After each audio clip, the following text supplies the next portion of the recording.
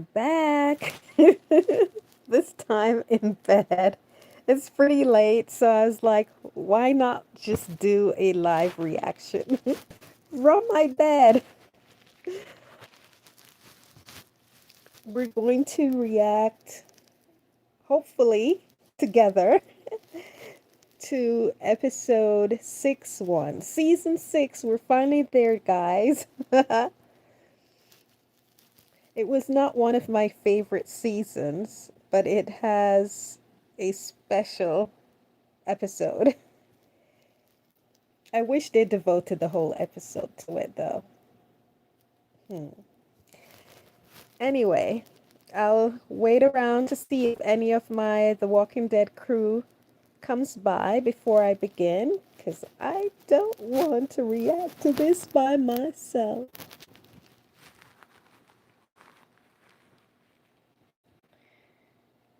Ta-da.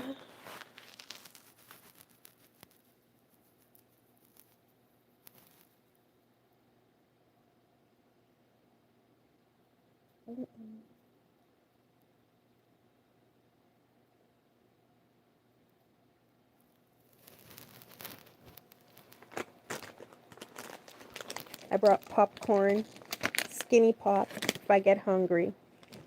I want to start it right now, eating the popcorn.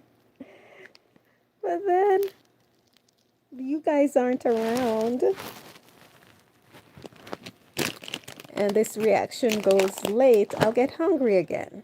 And since I'm laying in bed, it's going to be a whole production to get up to go get something to eat. Okay. Well, while I wait, I'll watch something on YouTube. Did you guys hear about the hurricane in Jamaica? It made me so sad. I was just in Jamaica in August for vacation, and the place that I visited, I heard got a lot of damage. Not the exact place, but the town. I stayed in a rural town in the southwestern part of Jamaica, and it got hit by the hurricane. So it's pretty sad. There's like complete devastation, like whole neighborhoods totally wiped out. It looks like a tornado scene. You know, have you ever seen when tornadoes go through a town? It just like wipes out whole neighborhoods, and it looks like little matchbox, matchsticks, like laid to waste everything. Yeah, that's pretty sad, Ryan. Hi, Ryan. Hi, Blocksha. And how are you guys? Is it November where you are yet? It's still October in California. I'm in California right now. Noor, hi, hi, beautiful. How are you? So happy to see you here. I didn't check, Noor, I didn't check to see if the other girls got the alert. I didn't go back to check, and I can't. Ah, let me check I forgot I have my other phone so I can do a quick glance to see if anyone else got. It's November for you, Ryan. Where are you? Happy November, Noor. I know Noor is in beautiful Alexandria, Greece. She's a day ahead of us. So it's November for her. Happy November, Noor. Hi, Jez. How are you? Let me check if our group.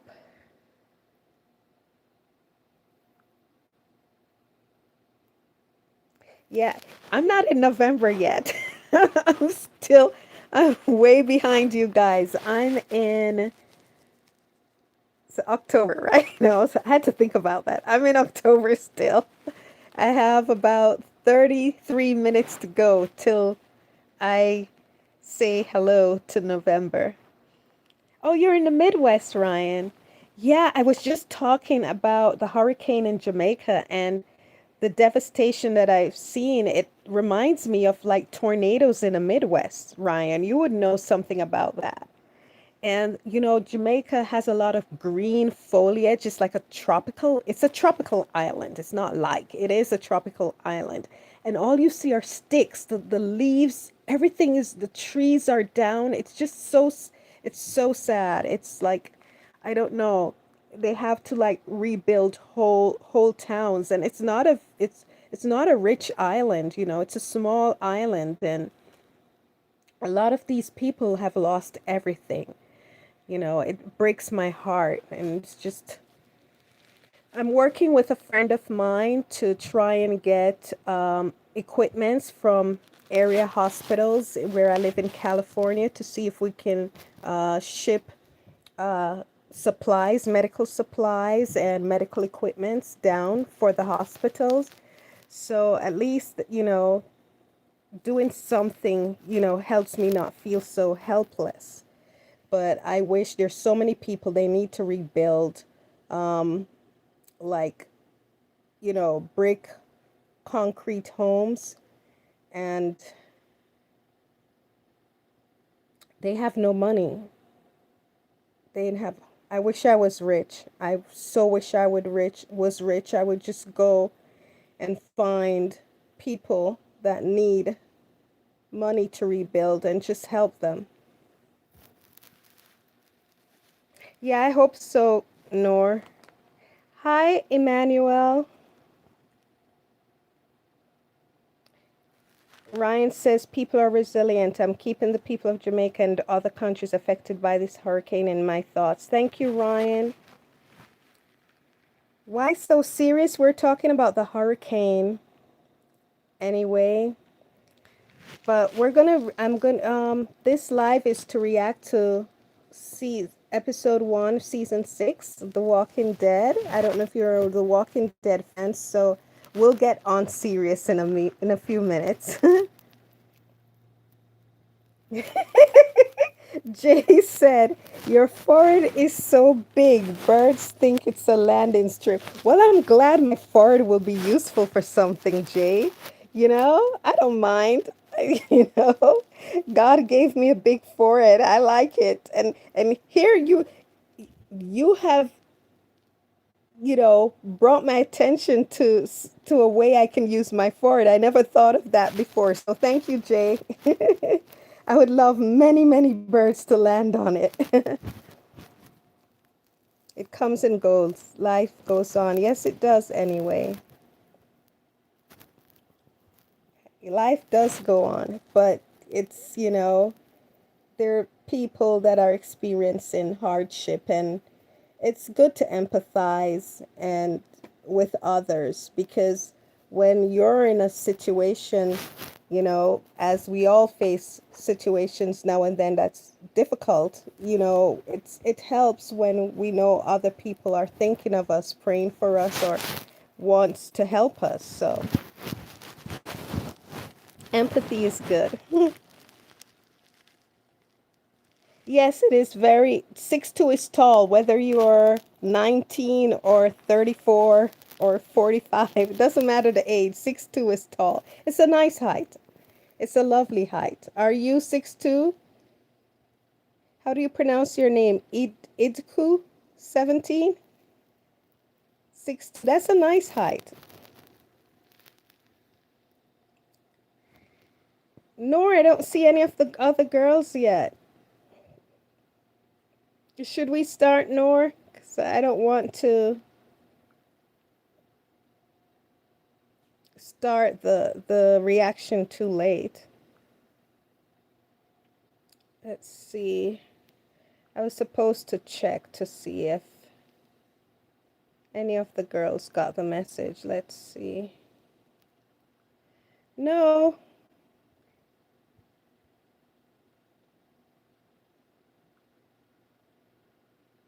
I don't see any more messages, Nor. Okay, let's start. Yeah, thank you, Noor. Thank you so much. Yes.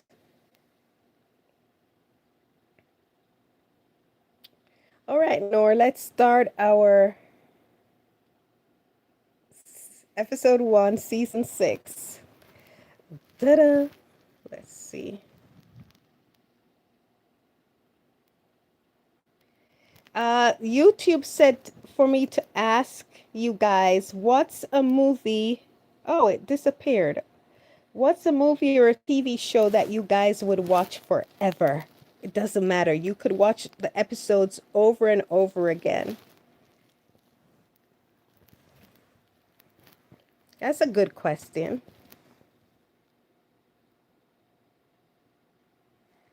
Okay.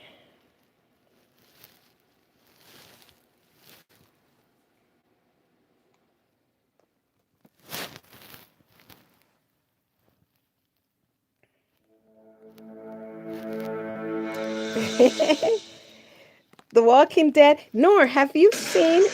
Ooh, Me- Mr. Carson says Doctor Who. I've never watched Doctor Who. Is it good? Walking Dead, Nor. Have you seen The Ones Who Live Yet, Nor? Because for me, I think The Ones Who Live. I like it. I like The Walking Dead because it gave us my favorite couple, of course. But The Walking Dead did not do Rick and Michonne justice. I'm sorry, but The Ones Who Live did. And that's because Danai and Andrew were in charge. They gave us what we wanted to see all along and what they wanted all along. And The Walking Dead was really stingy with them. So, Doctor Who. Da, da, da, da, da, da. What is that show about? Is it a mystery? Is it a drama? Is it a comedy?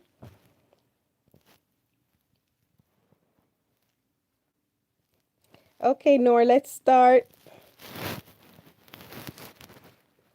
Are you ready? I'm at 0. You saw every spin-off and the ones who live, I watch it every single. Really, Nor? Wow. Oh, I wish I could watch it every day. It's so good. It's the best. It's the best. I wish I could watch it every day. I can't wait till we do a reaction of it. Oh my gosh. So you know the dialogue by heart now, Nor. Ah. What on earth are Maggie and what's his name, Negan doing in their spin-off? I'm just like, why do they have a spin-off? And what on earth could their story be about? I have no idea. Oh my gosh.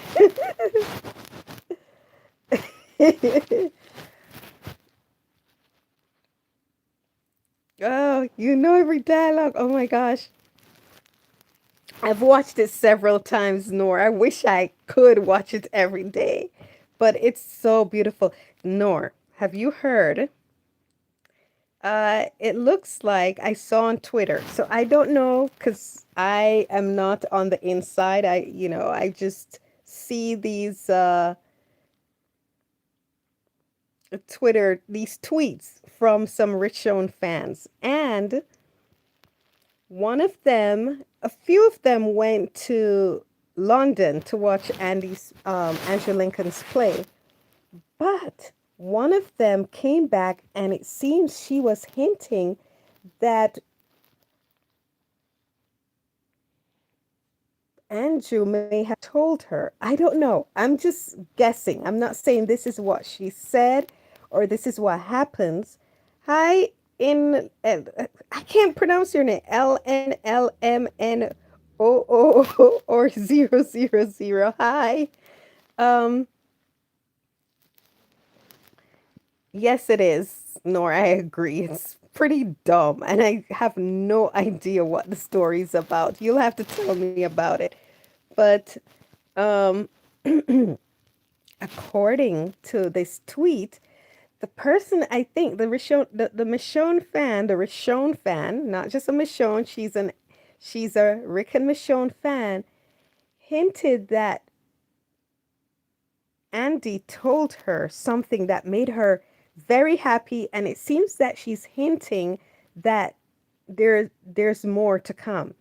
And another Rishon fan went to see Andy's play. She's from France, I think, and she posted a picture of Scott Gimple uh, visiting Andy. I guess he went to support to him to watch the play, but they were hanging out afterwards. And, Scott Gimple was part of the trio that wrote and produced The Ones Who Live. So I don't know. What do you think, Nor? Yes, I did see that they're in talks about continuing, coming back.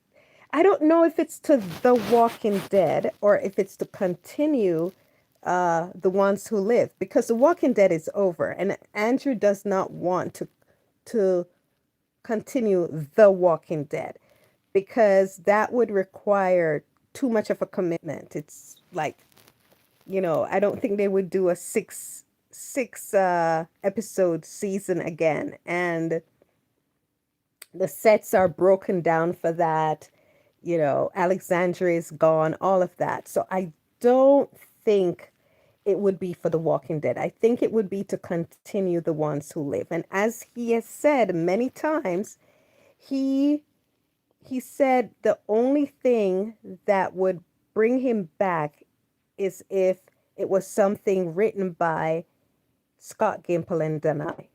So Danai's not going to be writing anything. She's not going to be writing The Walking Dead. If she's writing something in that universe, it would be for the ones who live. And remember, at the end of season 1 for the ones who live, she and Andy were speaking to the background actors, and she was telling them that she'll see them again. So, and those were actors playing zombie CRM soldiers. So I don't know. If anything, it would be to continue season 2 of The Ones Who Live. So, which is preferable to me.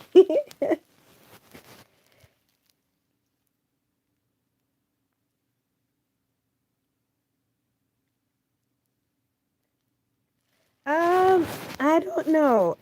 Yeah, it's possible for Daryl and Rick reuniting, but aren't they currently filming that season? When do they start filming season 4? I'm talking about The Walking Dead.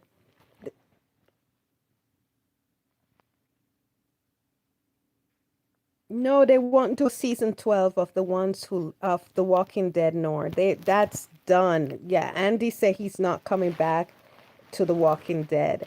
Um, yeah, it requires too much of a commitment, and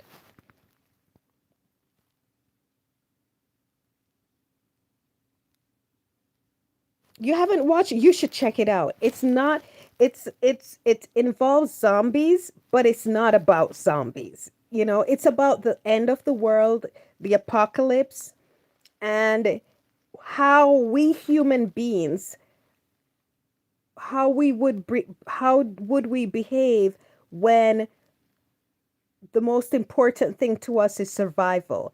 Would how would we behave when civilization as we know it ends, and when what caused the end of the world, whether it's a virus, zombies, whatever,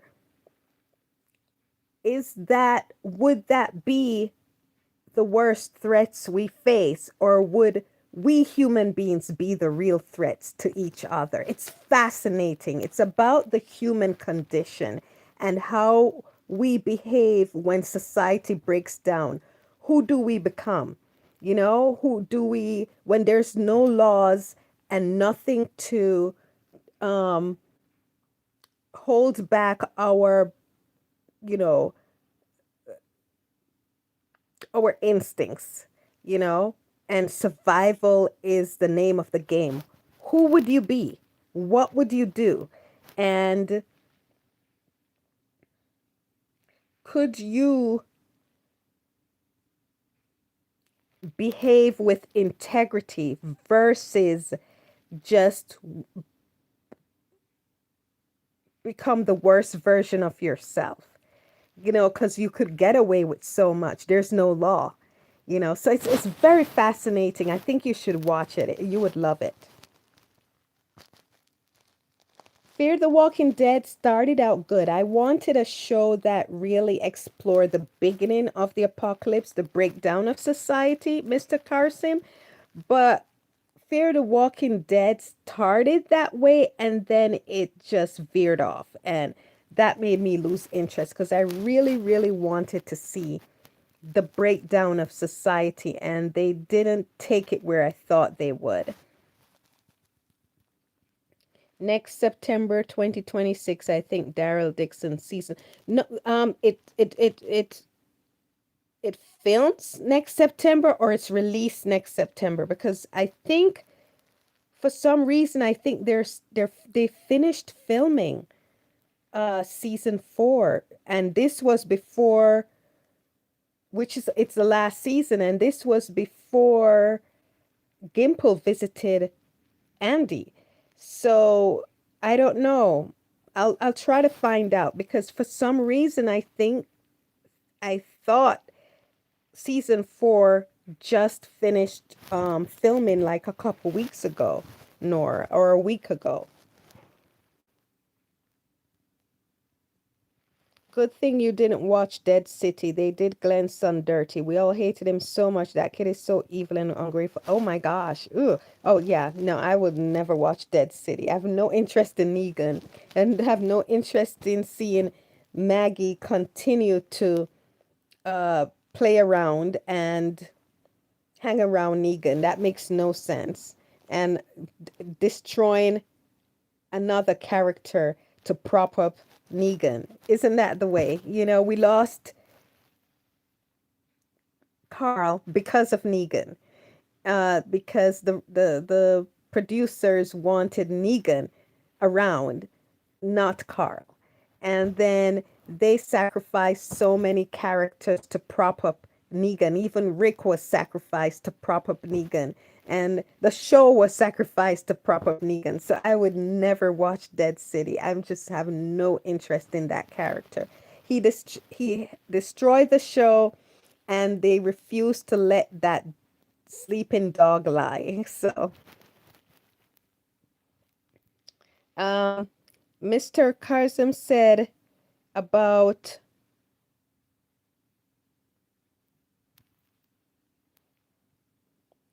Doctor Who. Doctor Who is about dude that is 900 years ago that has a time machine and has crazy adventures. It's very silly, but when it gets serious, it will make you cry. Oh wow, 900 years ago. So he travels through time and he comes into even today. I was gonna say modern world, but there's not much modern about our world.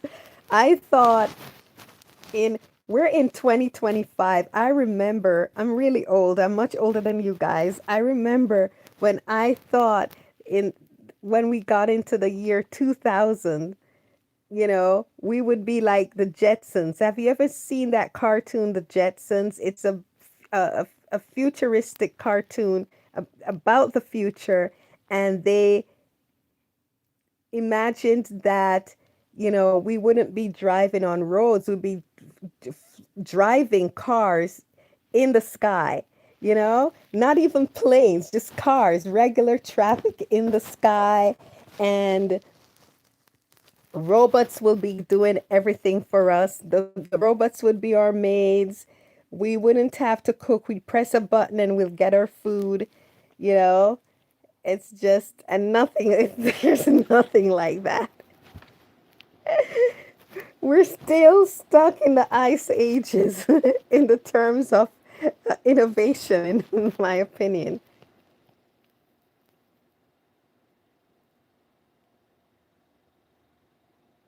It's a TV show, isn't it? Was it ever a movie? Doctor Who? I know it's, I think it's a television series, Nor. Ask Mr. Carson.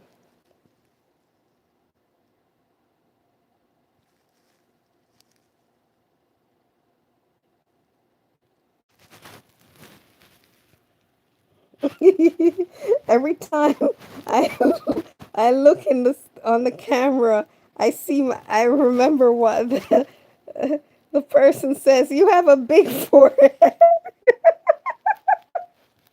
It's true. It's funny.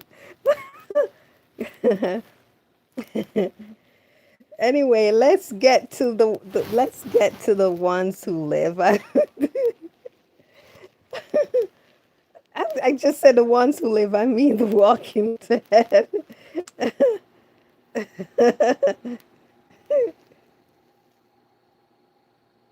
Oh, Doctor Sleep. Oh, I've never heard of that movie. What is he? A doctor who sleeps?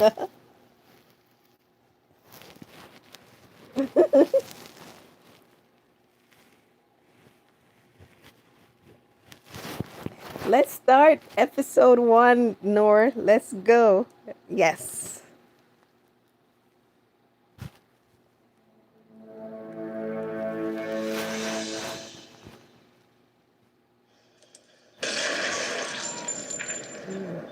Rick just killed Pete. I know this sounds insane. This is an insane world. We have to come for them or they come for us. It's that simple. This is where it all starts tomorrow. Tobin gets in the truck, opens the exit, and we're off. He hops out, catches up with his team in red, staying on the west side of the road. Daryl gets on his bike. You see that?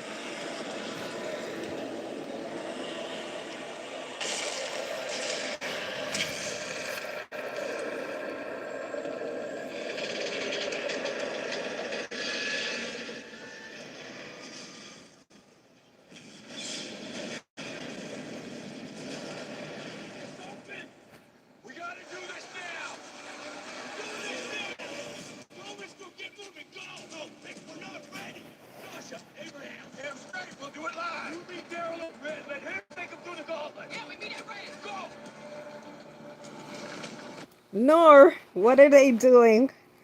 They're looking at a pit of walkers, but what are they trying to do?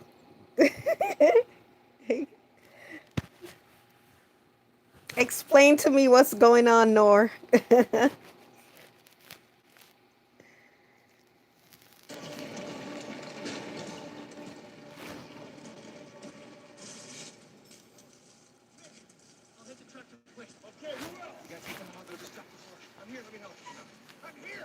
Everything I said. I will, Rick. This was supposed to be a dry run. You're ready.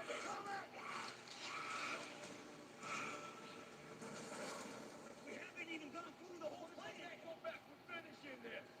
Go back. You hit on my signal. They're heading for home. We don't have to go. Get ready to hit the flare.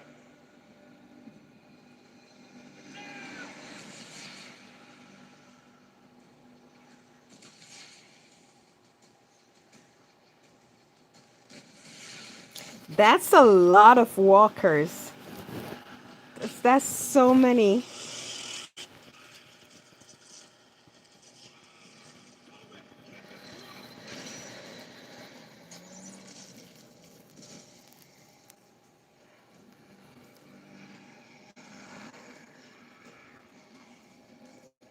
But I don't recall how, why would they think they're headed to Alexandria? Is the pit close to Alexandria?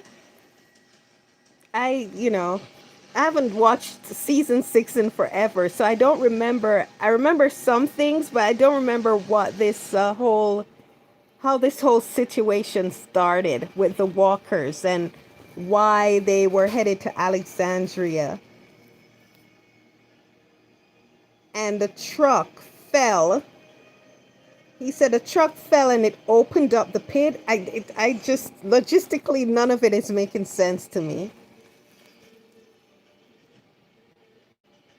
It's close to Alexandria. So what?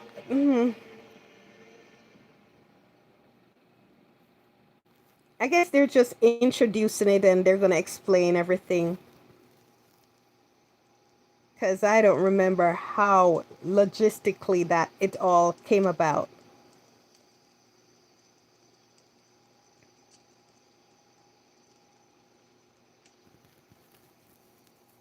You were wrong.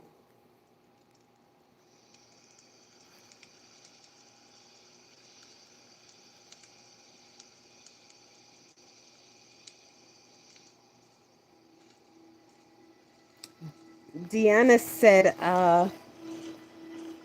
Gabriel was wrong.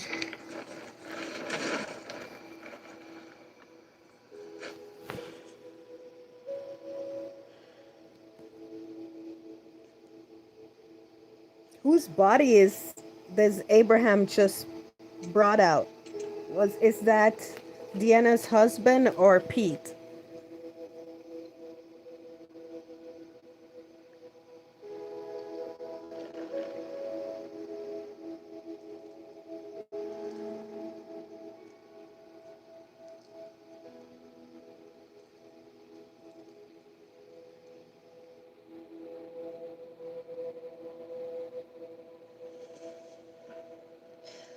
Ron.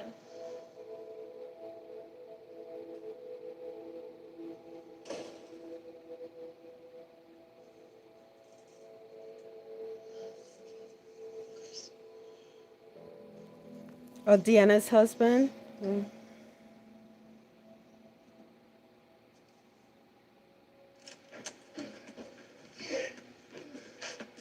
Who is that? Oh, You guys look like shit. She's okay. Tara? I'm okay. You should check on them. They're out there. Walkers and we're all right. I got winged by a ricochet. It's all right. Holy shit. Thank God. Nothing happened to your hair.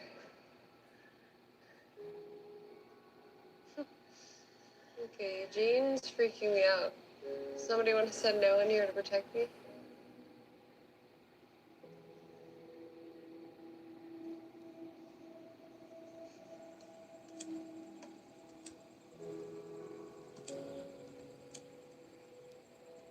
I don't remember any of this. Man, it's been a long time. They started the season.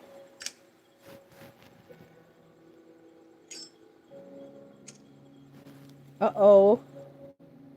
Ron just saw Enid put her hand on Carl's hand, so he's jealous.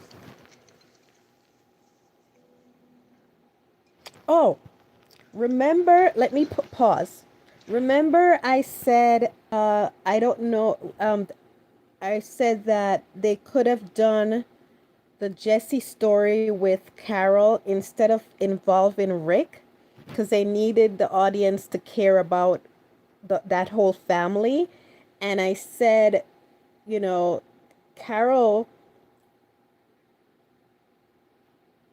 being her story tied in with the family and her being there when the family goes down and for her to witness Sam going down after what she said to Sam would have been more effective. I remember saying that. And I said, but what would cause the kid to want to harm Carl? And there we have it. His Enid choosing Carl over him, because he sort of, I think he saw Enid as his girlfriend. So, the kid wanted to get rid of Carl. So there it is. Because I was like, now what would cause the kid to want to, I think he went after Rick. But instead of going after Rick, we could have him go after directly to Carl and Carl get injured. So that my statement about the story would have been a better story for Jesse and Carol versus Jesse and Rick.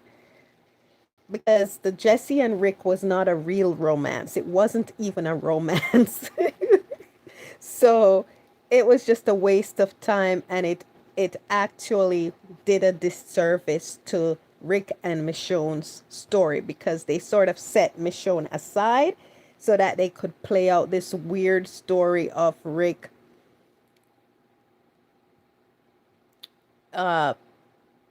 using Jesse as his avatar to try to resolve his guilt over not protecting Lori. And the thing about it is, they still could have had a different, had the story of Rick letting go, Rick coming to a point to let go, and let go of his ghost and move forward, because the impetus of Rick finally letting go of trying to live his past and do over his past through trying to protect Lori, to prove to Shane that he could protect his family. The impetus for Rick letting go was Carl being injured. Carl almost died. So that could have still happened, and Rick choosing to let go and stop living in the past and live in the present and fight for a future still would have happened. So that, the writers are so annoying, because that was so not necessary.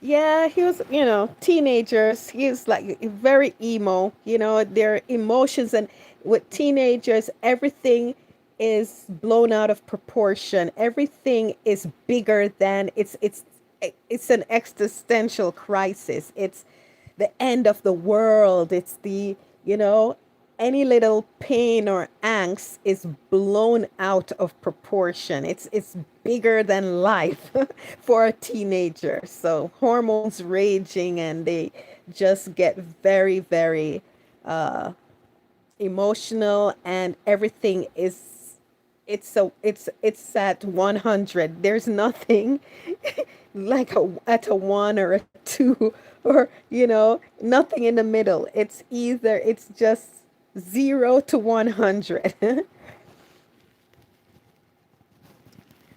So let's see now. Oh, this is Morgan. You were right. It wasn't over. What's not over? We should talk more tomorrow. Look at Rick's face. I don't take chances anymore. And you shouldn't. You see what he says? I don't take chances anymore. That's all about his ghost. That's all about Laurie. That's all about Shane telling him that he should not take any chances with anything, or he will not be able to protect Laurie and Carl. And him not wiping out that prison that guy at the prison, and that guy coming back, and the domino effects, and Lori dying. So he's like, I'm not taking any chances anymore. And Pete, he saw Pete as a threat, and so he wanted Pete eliminated. So he's explaining to Morgan why he did what he did.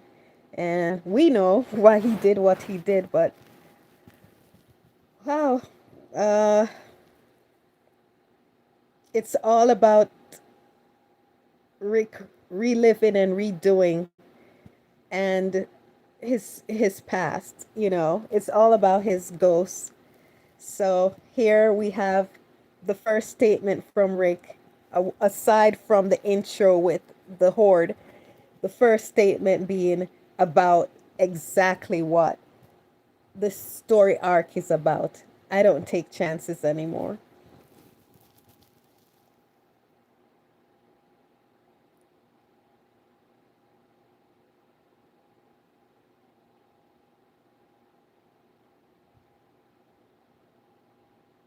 He is. Yeah, he's just he's focused on trying not to make the same mistakes. He's focused on relitigating, redoing his past. It was similar to Morgan. And Morgan didn't take care of what he had to take care of, and he's like, I have to clear, I have to get rid of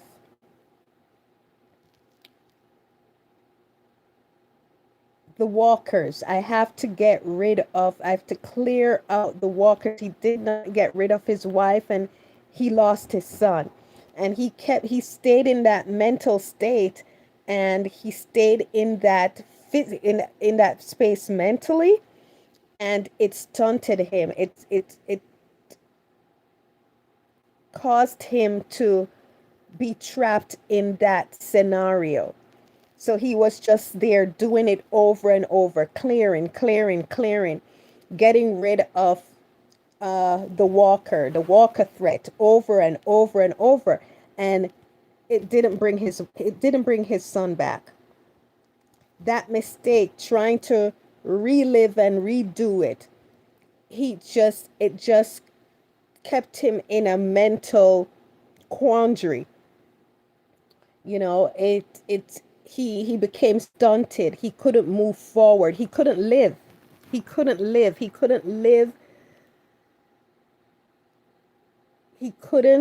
have relationships. See, Rick came, and he couldn't have a relationship with Rick because he's stunted. He's in that space. I have to keep doing that scenario over and over. But doing that living in the past and redoing that scenario is not going to bring the dead back, and it's not going to change the past. And it does is prevent you from living and in the now, and having a life and a relationship. And interestingly enough, Morgan finally, I don't know if he let go, but he finally sort of stopped circling the drain. So he was able to move out of that area and move forward, move away from it a little. But I don't know if he moved away from it fully mentally. But it's ironic now that he's face to face with Rick, that's actually going through the same thing. But instead of trying to clear, relive, and to get rid of the walkers so that the walkers can't go and harm the living, Rick is trying to get rid of the living to prevent to save the dead. He's trying to get rid of the living to save the dead. So Morgan was trying to get rid of the dead to save the living, and trying to redo that scenario over and over. And then Rick is trying to get rid of the living to bring back the dead. and he's just trapped in that cycle. So, and he can't move forward. He can't live, just like Morgan couldn't live. Morgan couldn't have a relationship with Rick. Rick cannot have a relationship. He cannot move forward. He cannot have a relationship, a true relationship where he's let go of his ghost, because he's trying to redo the past. And he got rid of, he found a scenario with Jesse. He found an avatar, a Lori light, a Lori type, and there was a threat to Lori type, and so he got rid of that threat. So he's too now he's circling that drain. He's trying to redo his past, just like Morgan, and he's stuck. Nor said yes, he was trapped in the past. He was trying so hard to not make the same mistake again, just like Morgan and Claire. Exactly. So it's ironic, and it's here face to face with Morgan. Rick now is the one trapped in his past and trying to redo his past. And Morgan is shocked at Rick's mental state, just like Rick was shocked but understood. Rick was shocked but understood Morgan's mental state, and Morgan is shocked at Rick's mental state, but I don't know if Morgan understood, because there's something Morgan is going to say to Rick. I don't know which episode, but I remember clearly he said something to Rick that I was like, I totally disagreed with Morgan with, because Morgan still couldn't see past his past in the statement he made to Rick. And I was like, Rick at that time that Morgan says whatever statement he says to Rick has finally let go. So when I get to that point, I will bring it, I will make a note of it, because Morgan doesn't truly, at that point, didn't truly understand the place that Rick was. So, interesting. Let's continue. There's blood on Abraham's face. Why is there blood on Abraham's face, Nor? Did the blood from Deanna's husband splatter on him?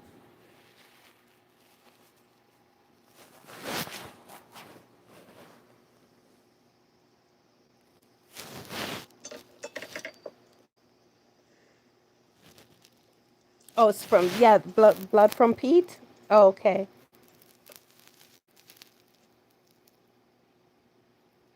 He's drunk. I forgot. Uh-oh, he sees Sasha. Sasha's like,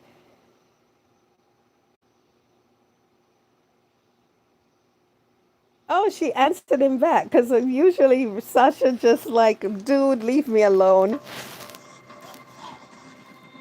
But she was like, what? And then she gave him back the peace sign. You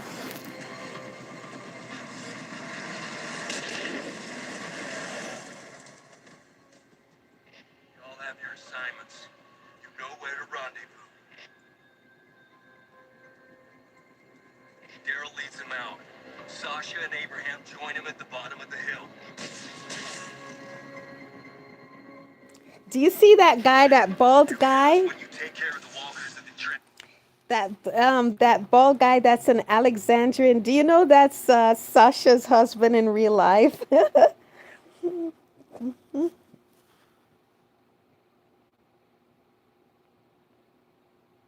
Oh, he was? I didn't know that. I didn't remember that, nor that Abraham was holding Pete down when Rick shot him. I didn't. Oh. Okay, yeah. Sasha's husband. Huh? Shaniqua's. Place. That's the one thing we gotta get ahead of. Everybody, keep your heads.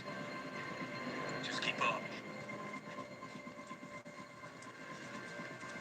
Rick, Morgan, and Michonne.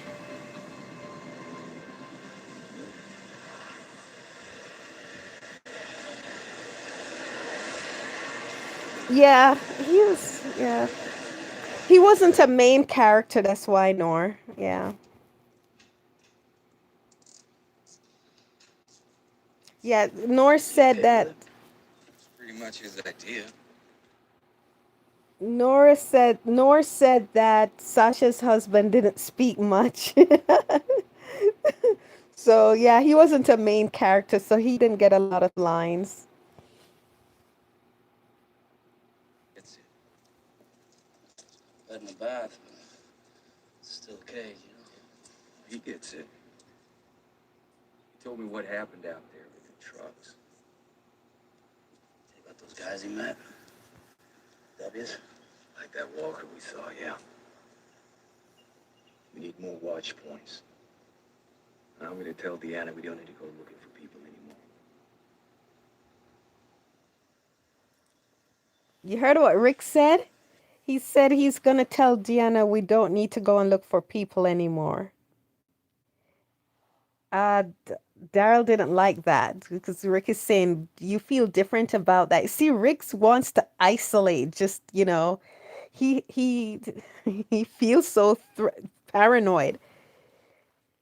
Let's see what Feel different about it? Daryl says. Daryl does feel. He say, yeah, he feels I different. do. More people out there, they gotta take care of themselves, just like us. I'm gonna get them out. Shouldn't leave them in there any longer than we have to.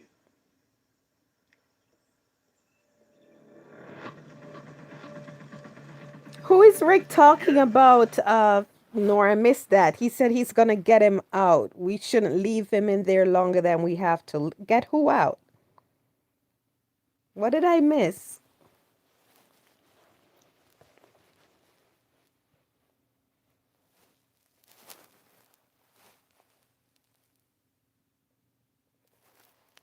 Sasha and Abraham again paired up. Yeah, I'm trying. Listen, if you're still looking to go buck wild with the breath impaired. You already asked the question and I already answered it. If you were so worried, why the hell did you get into the car with me?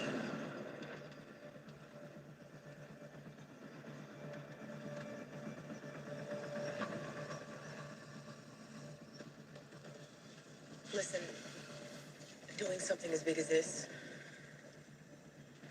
that's living.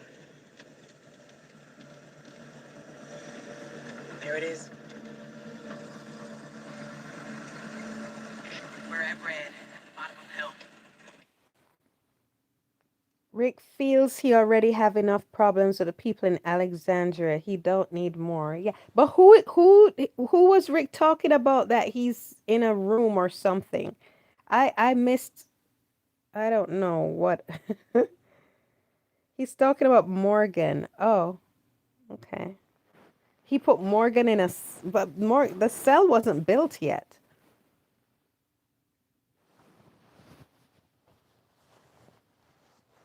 Hmm.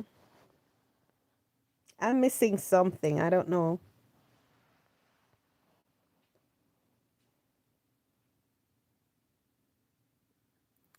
Really impulsive alien? Thanks for the information. I'm not one, so that's not happening to me. But thanks for the warning. Oh, I'll see in a minute. Okay. Okay, I'll All right, continue, here goes the Nor. parade.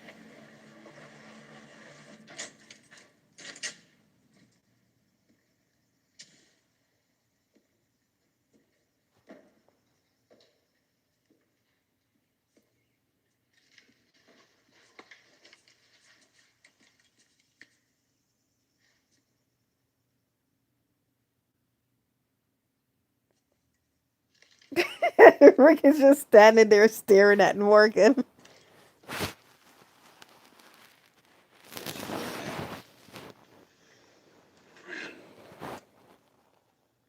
Before or after? I ask you answer. It's common courtesy, right? It's after. After everything. I'm sorry for this, for having to do this. It's all right. Oh. The way I look at it, sometimes you're safer when there's no way out. Got to get to know each other again. For the first time. Again. So Rick didn't trust Morgan, nor. It's not a cell, it's just a room. He locked him there because the last time he saw him, he tried to kill him. So he needs to make sure he's not a threat. Okay. Yeah, I just got it now.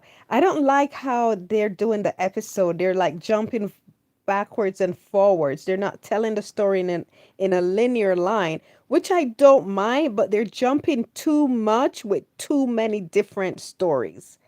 There are too many splintered stories, too many characters to do it this way with, I don't like it.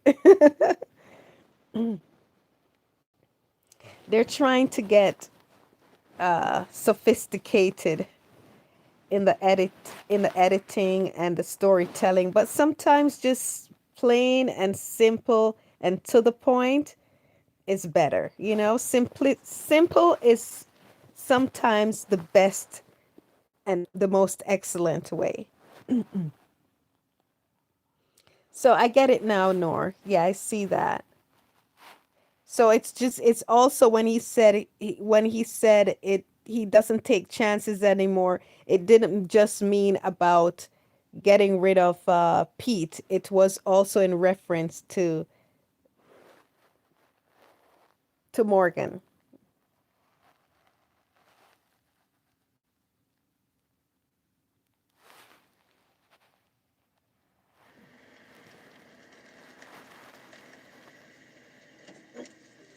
Hey, it's us. We're back. You gonna let us in or what?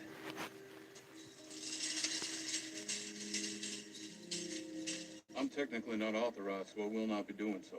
Who the hell are you? You first. I'm Heath. I live here. My team's been on a run the last couple weeks.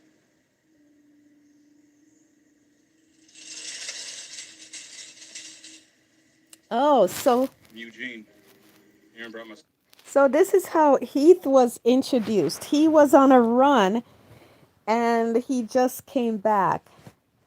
I liked Heath, he left because he got a movie, but his movie career, it didn't take off. He's still doing well. He's still, getting good roles, but after I think Straight Out of Compton, everyone thought his career was going to be huge, and he left The Walking Dead, never looked back. uh But who knows what they would have done with his character. But I liked Heath. So this was how he was introduced. Because I remember him at some point in Alexandria. But then while we were watching season 5, I didn't see him. So season 6, episode 1 was where he came in. He was on a run. And he just returned. And he was like to Eugene, "Who are you?"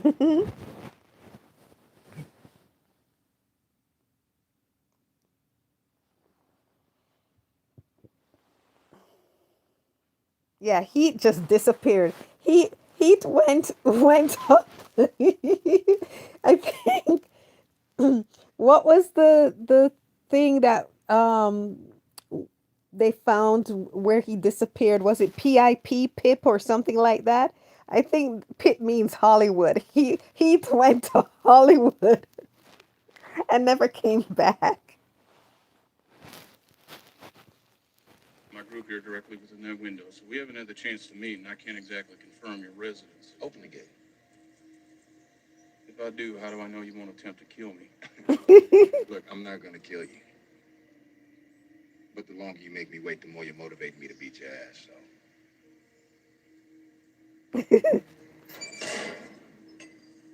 Thank you.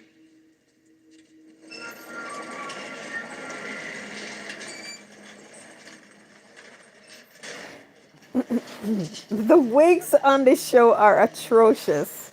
I hate the wig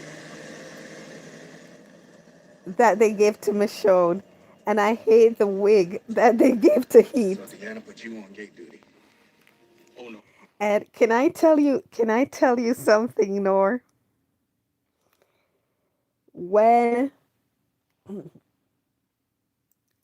when I heard about the ones who live and that Denai and Andy were in charge, I was hoping they would get a new stylist, hairdresser, not clothes, but hairdresser for Michonne, because there is no reason why her wig should look so atrocious. I thought, you know, that she would get one of the best hairstylists and not bring that hairstylist from The Walking Dead to the ones who live. Because if you watched Wakanda Forever, Black Panther 2, Lupita's dreads were chef kisses. They looked so good. Her wig was so good. And I was like, oh, then I would see that and see that, oh my gosh, these wigs can look 100 times better. So can you imagine my horror when they brought the same guy from The Walking Dead to do her wigs in The Ones Who Live? I was like, no. I was like, why did Denai bring him over? It's a guy. It's a guy, and I don't think he's a good hairdresser. I'm sorry. I just don't.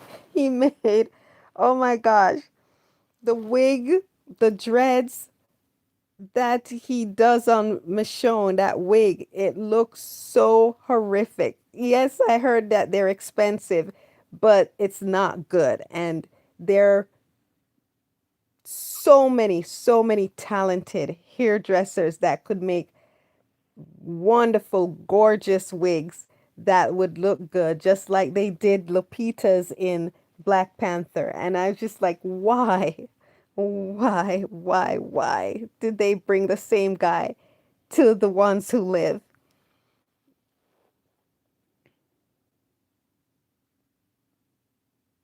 That was a bad call.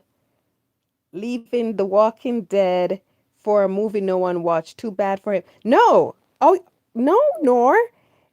That I disagree with you. The his movie was a huge hit. That's why I thought he was going to be a big star.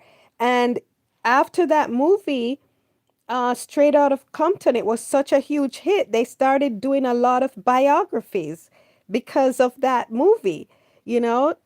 And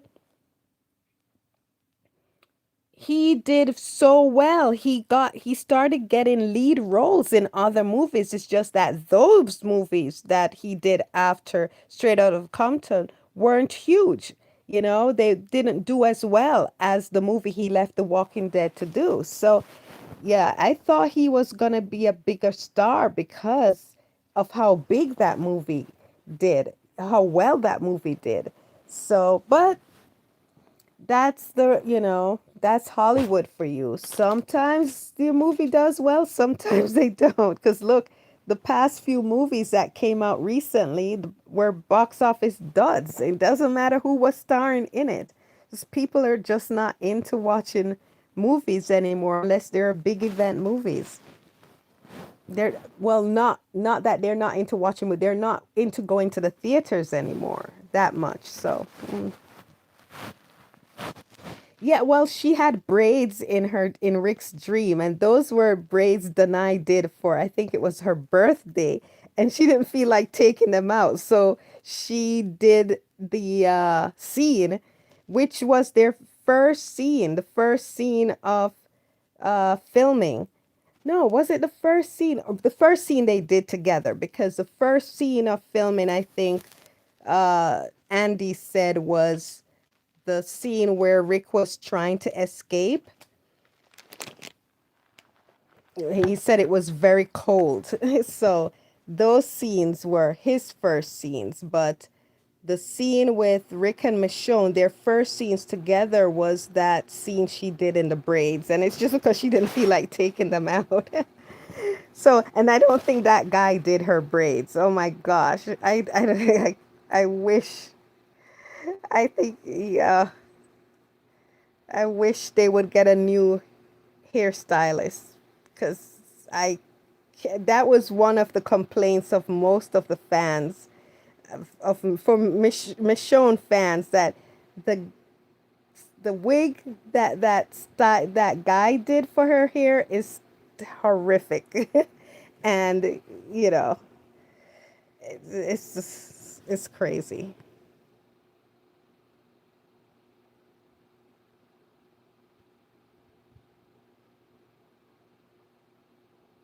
Yes, because she didn't have that awful wig on. Of course, she was glowing. Oh my gosh, I wish they would just get a better hairstylist for Michonne.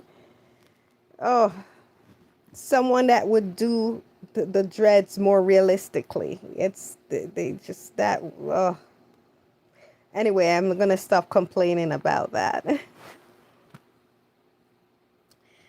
Can't change the past, but if they're doing season two, she's home, and I would hope that she would be able to retwist her hair, and so they could get a change it up, and that would be they would have a good excuse for getting a new hair and new stylist. Someone that really knows how to do hair. Because that dude wasn't cutting it for all those years, and he didn't improve in the ones who live. Yeah, terrible lighting. Yeah, terrible. Ah, yep. So much more, Nor. Okay. Let's see. I'm not proper duty. This is Holly's shift. I was just walking by. She asked if I could relieve her for a few ticks. I said no, thank you, and she ignored me, which is obviously what I should have done, as it's been at least 5 ticks and still no Holly. I'm Scott. This is Annie. Hi, good to meet you. How many of you are there? 13. Oh, so Scott came with heat. I don't remember Annie. So Scott, see, look, Scott. That's his name, Nor. Sadiq was husband. So, so that's Scott, Heath, and Annie. I don't remember her. So Scott was introduced with Heath.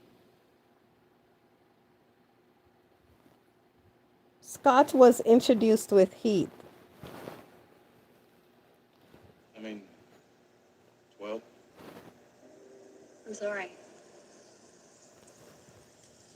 I'll close up.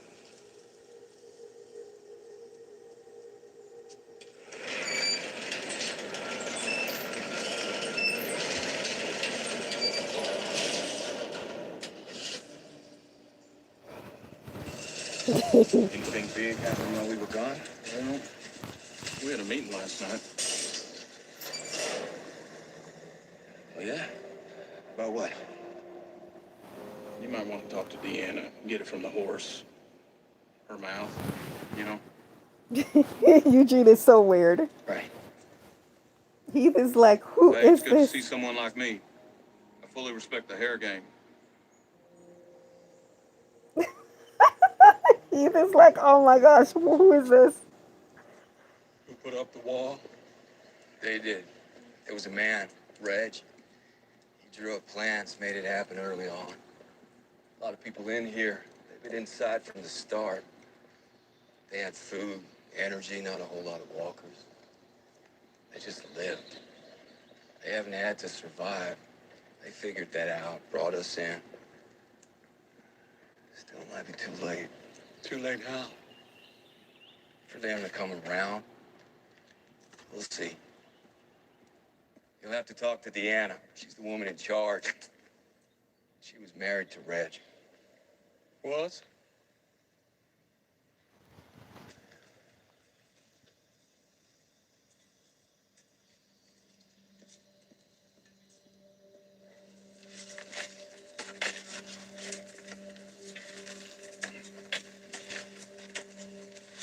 What are you doing?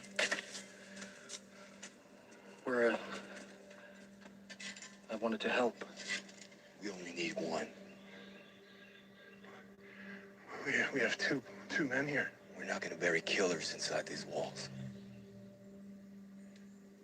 I understand how you feel. I do. But it's not your decision. Tobin. Rick's right.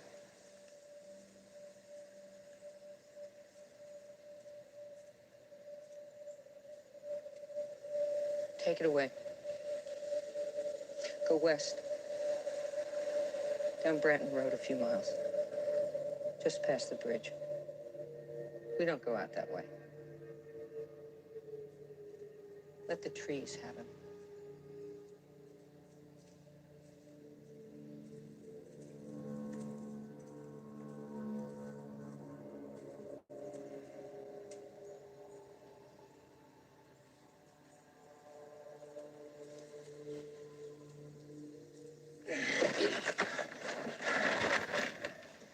Yep. He heard and he saw that.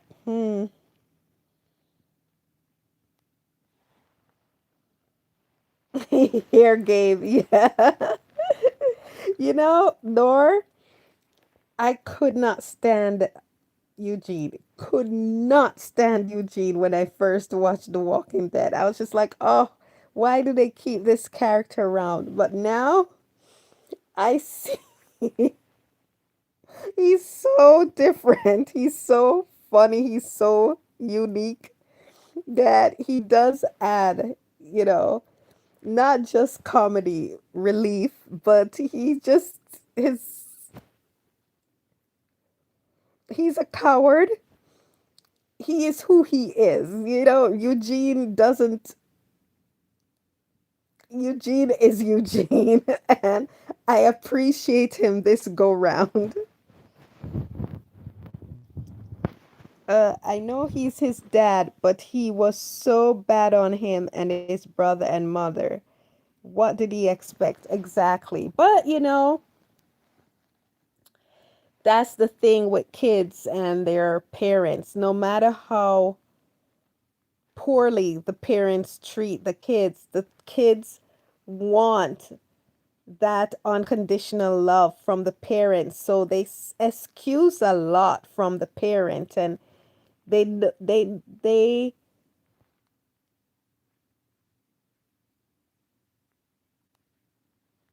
it's his parent. No matter what, he wants him. He wouldn't want him to die.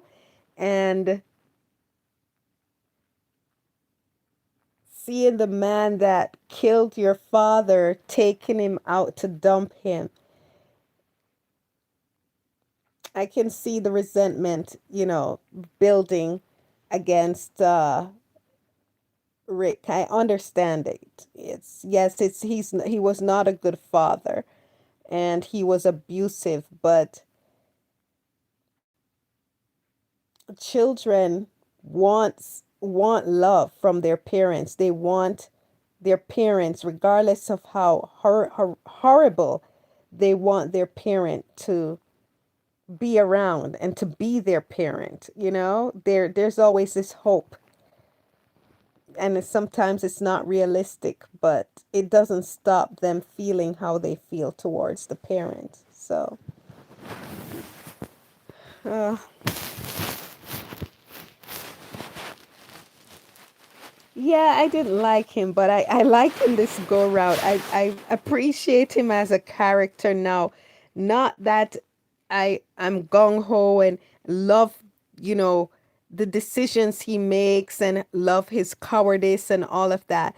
I think I just appreciate him more as a writer.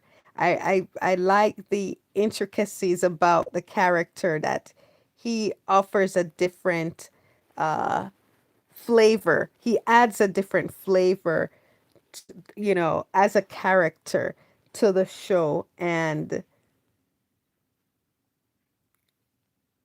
I think I appreciate him more uh, as a character. Not that I love the character, but I appreciate him.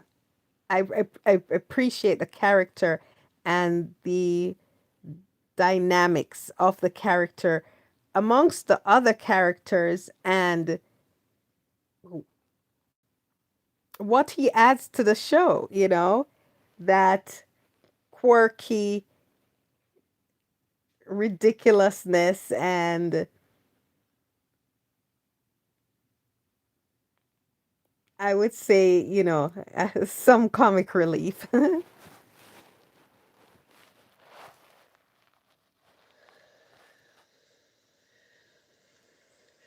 shot him because he killed Reg. That was it. We didn't have a choice. You do have a cell. Not for killers. I'm a killer, Rick. Hmm. I am, and you are too. Mm-hmm.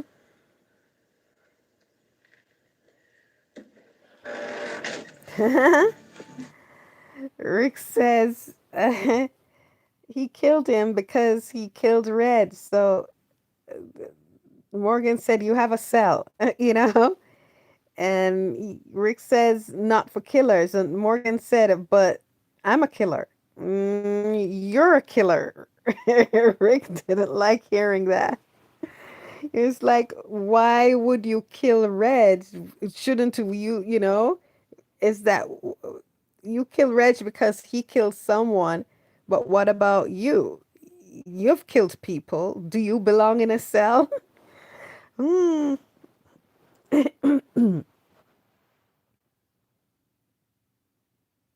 Oh, it's a protein bar scene coming up? Okay, let me see. Glenn, you there yet? Almost. We'll have a handover before they get here. Won't be sure yellow. Copy that.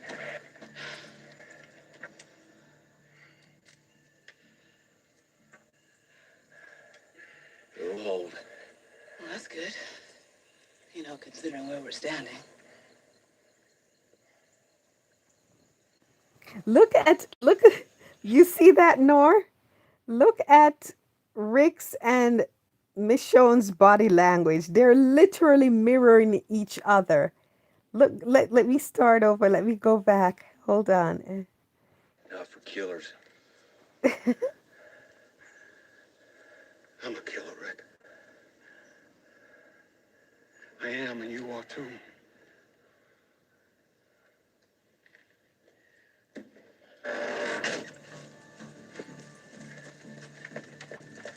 Glenn, you there yet? Almost. We'll have a handover before they get here. Won't be sure yellow. Copy that. Look at them. They hold their weapons at the same time. They have one leg back. Well, that's good. Considering where we're standing.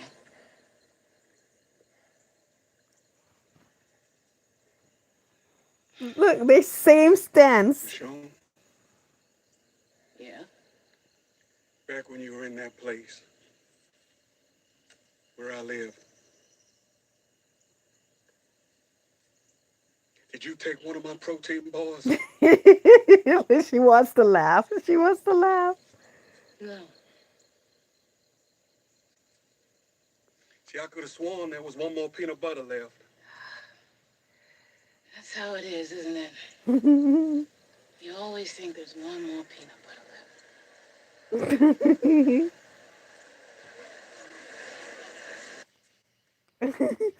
And that scene too when Morgan, he said, Michonne, look Back when at you were in that place.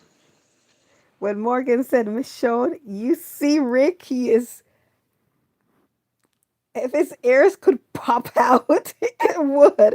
Rick was like, "What? Why is Morgan talking to Michonne? What does he want? What did she say?" He's so he. You can see his whole body listening to their conversation. Mind your business, Rick. Mind your own business.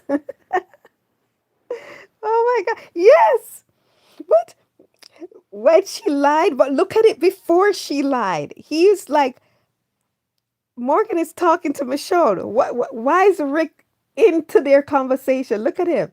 He's, he's Morgan said Michonne. He didn't say Rick. He's like totally eavesdropping. Yeah, this is so funny. Where I live. Did you take? Nor, what if Morgan had said Michonne? Would you like to have a cup of coffee with me later? What would Rick have done?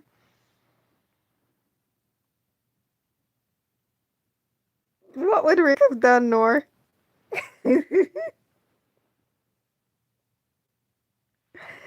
Morgan would become enemy number one. He would have gone, he would tell Morgan he has to leave.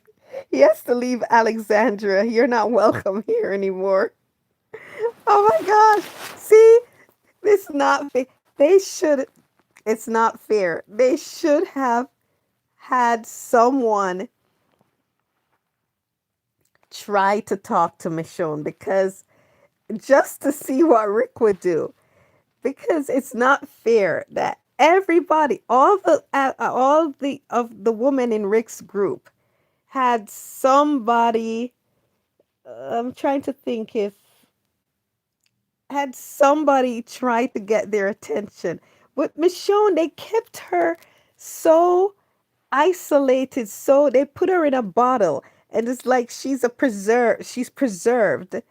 They put her in a bottle and put her aside, preserved for Rick. I was like, come on, that's so unrealistic. Yeah, Rick would have told Morgan, get out. You can't stay in Alexandria. Oh my gosh. Protein bars. No. See, I could have sworn there was one more peanut butter left. That's how it is, isn't it? You always think there's one more peanut butter left.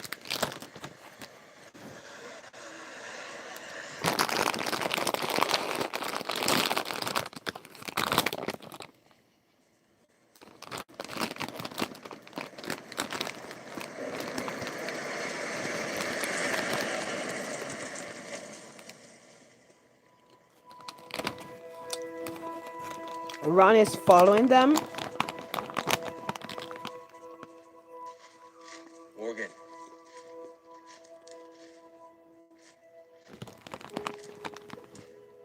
maybe we just leave him here.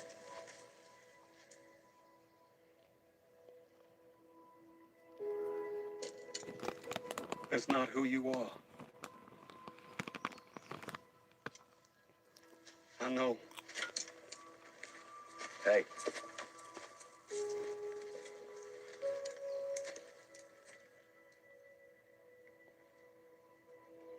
you don't. Mm. He's telling Morgan, you don't know me anymore, Morgan. I've changed.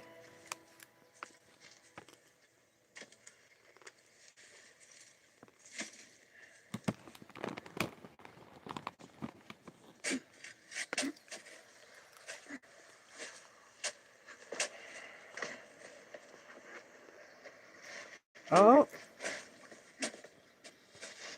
Morgan. I see it now, Nor. I see it. I hear the walkers, and he's calling to Morgan to say, do you hear that? Okay, now I see where they come across the herd or the horde.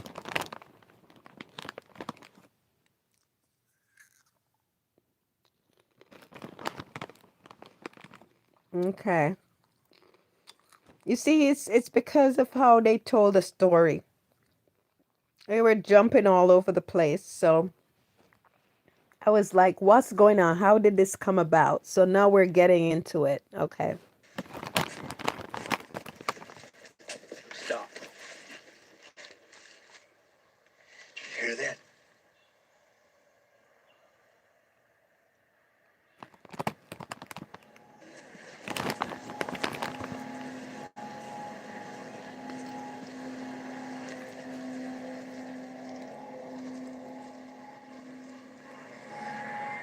Wow. That's a lot.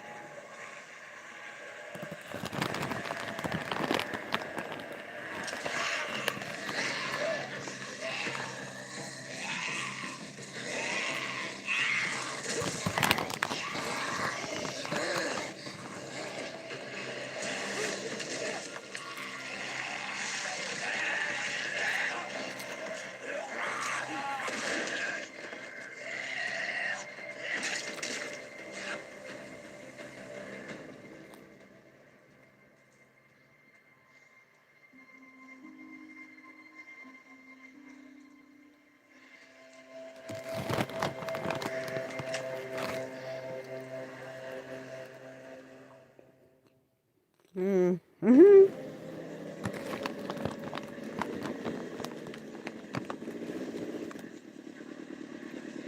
So Daryl is trying to lead them away.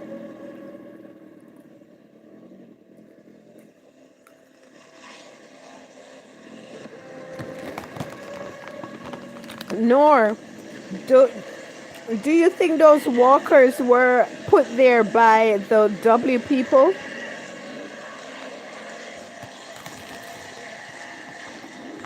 Yeah, that was a really good jump by Rick. Yeah, save that silly kid's life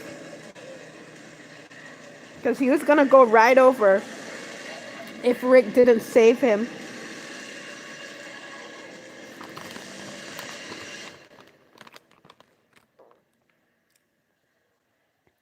So, do you think the W people were the ones that put the horde there? Nor. What are you doing out here, Ron? I wanted to know where my dad was buried.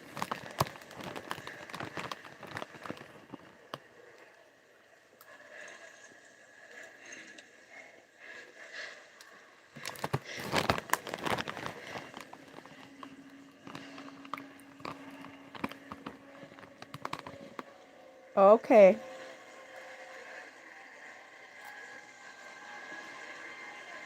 This is how. You know what I would do? You know what? The community's still here. They've had walkers at their walls, but a lot of them, maybe most of them, they wound up here. Oh, what Rick make what Rick is saying makes sense. He said that's how the community stayed safe because most of the walkers ended up in a pit. Because if they were, the people didn't encounter a lot of them because most of them were there. But you know what I would do? You know how I would get rid of them, Nor? How would you get rid of them? I would,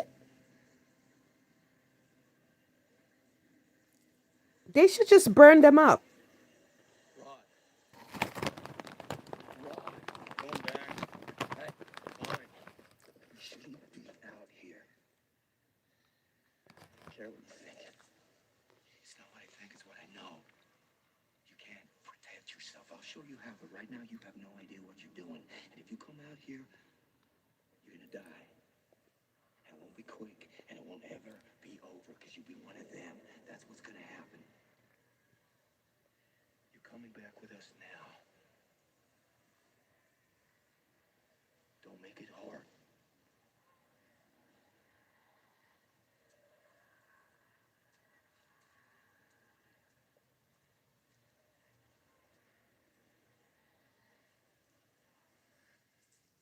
Mm.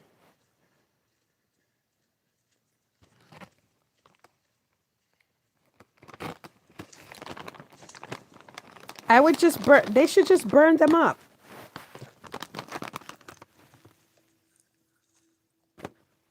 Since they're contained, right? Burn them up. Let them be brittle to go and attack anywhere. And just keep water, a hose in the front of Alexander. If any of them with fire comes, just hose them down.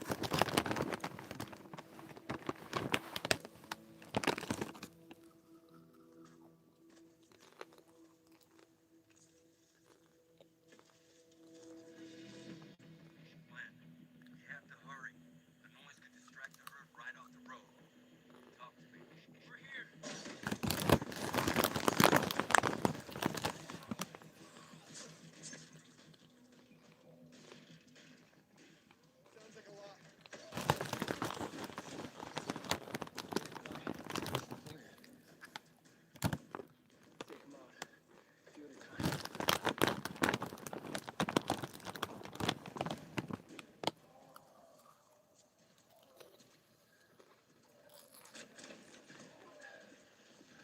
Nicholas, shut the door.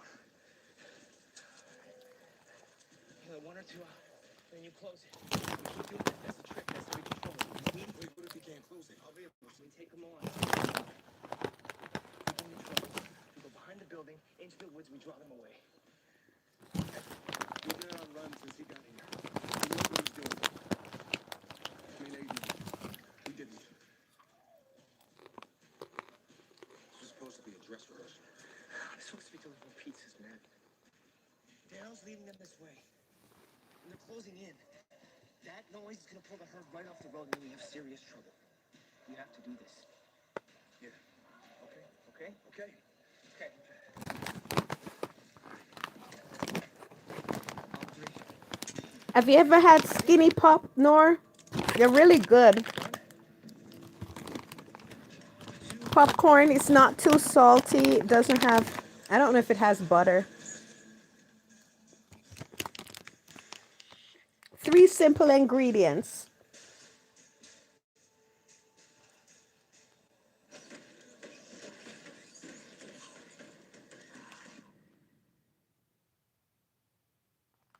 My team.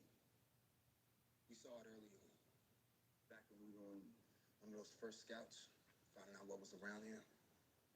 There was a camp at the bottom. The people there must have blocked the exits with one of those trucks back when everything started to go bad. Whole grain popcorn, oil, and I don't know what the third. Oh, probably a little bit of salt. It's not very salty. DC. Every time we're scavenging, they're all in the other direction. And I never Oh, felt they're having a meeting. Hold on. Let me see what they're talking about. I missed it. Okay? okay. Okay. On three. Ready? One. Two.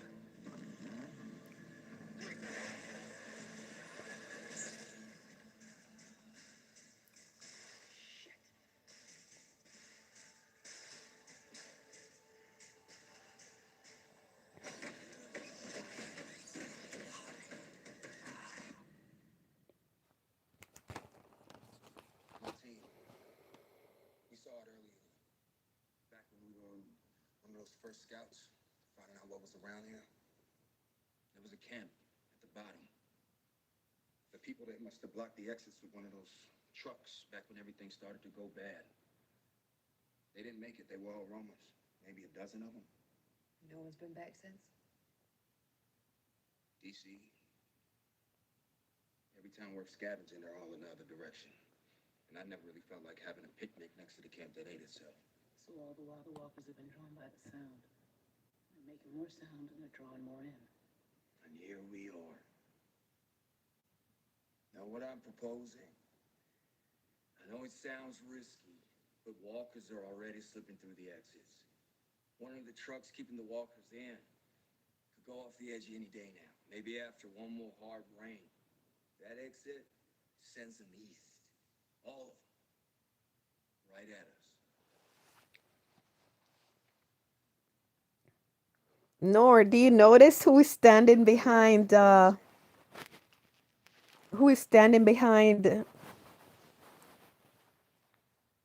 Michonne? And standing behind Michonne, she looks invisible. And you notice who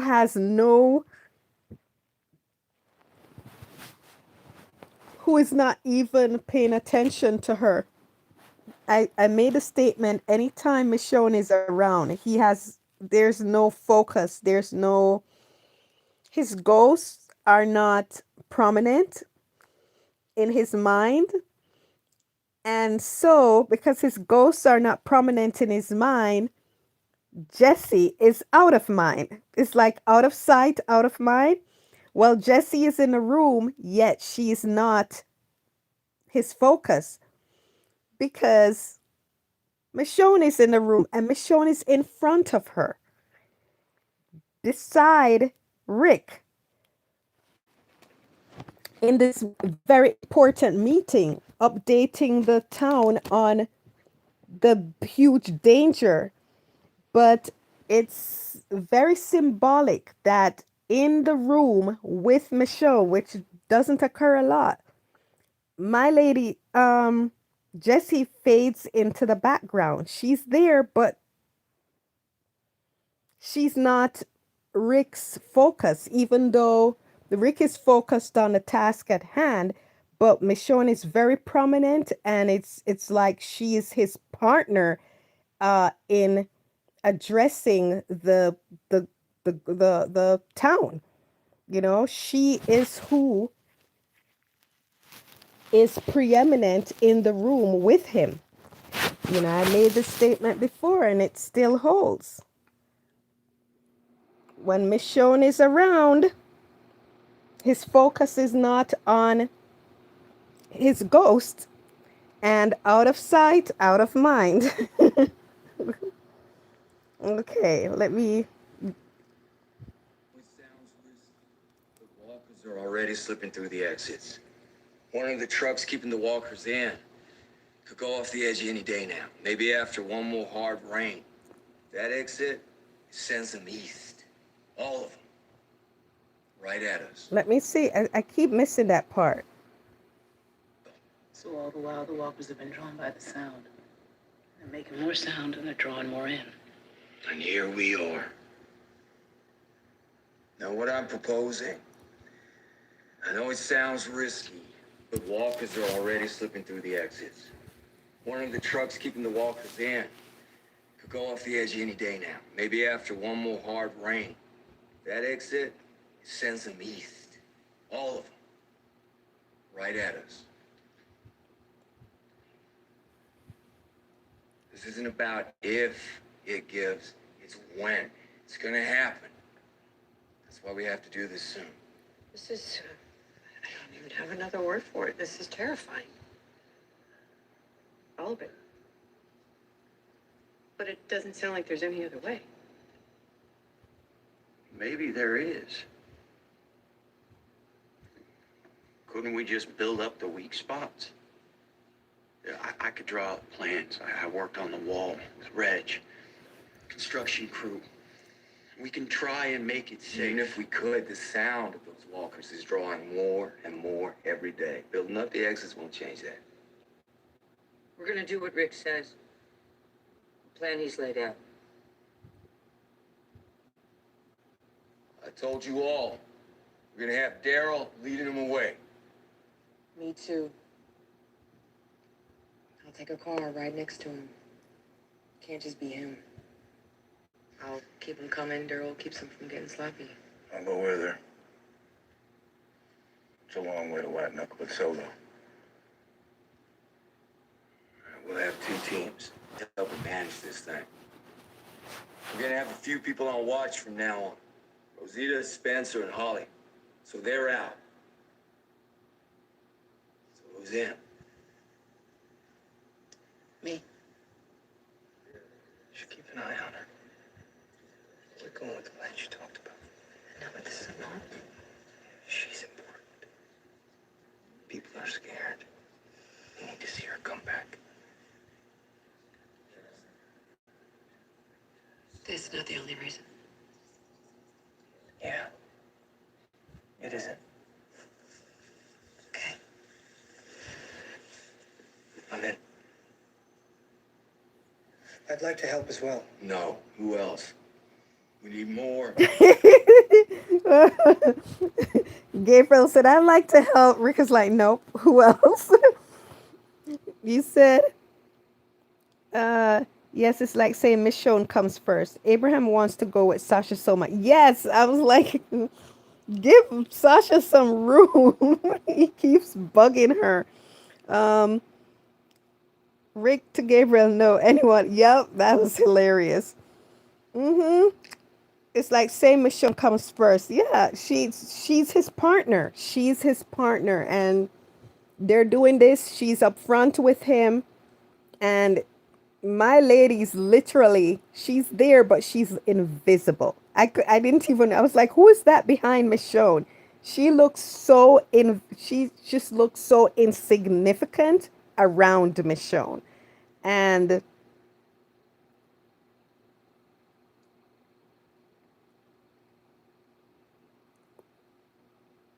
after her husband died, people thought Rick killed Pete to get to her. He didn't kill Pete to get to her.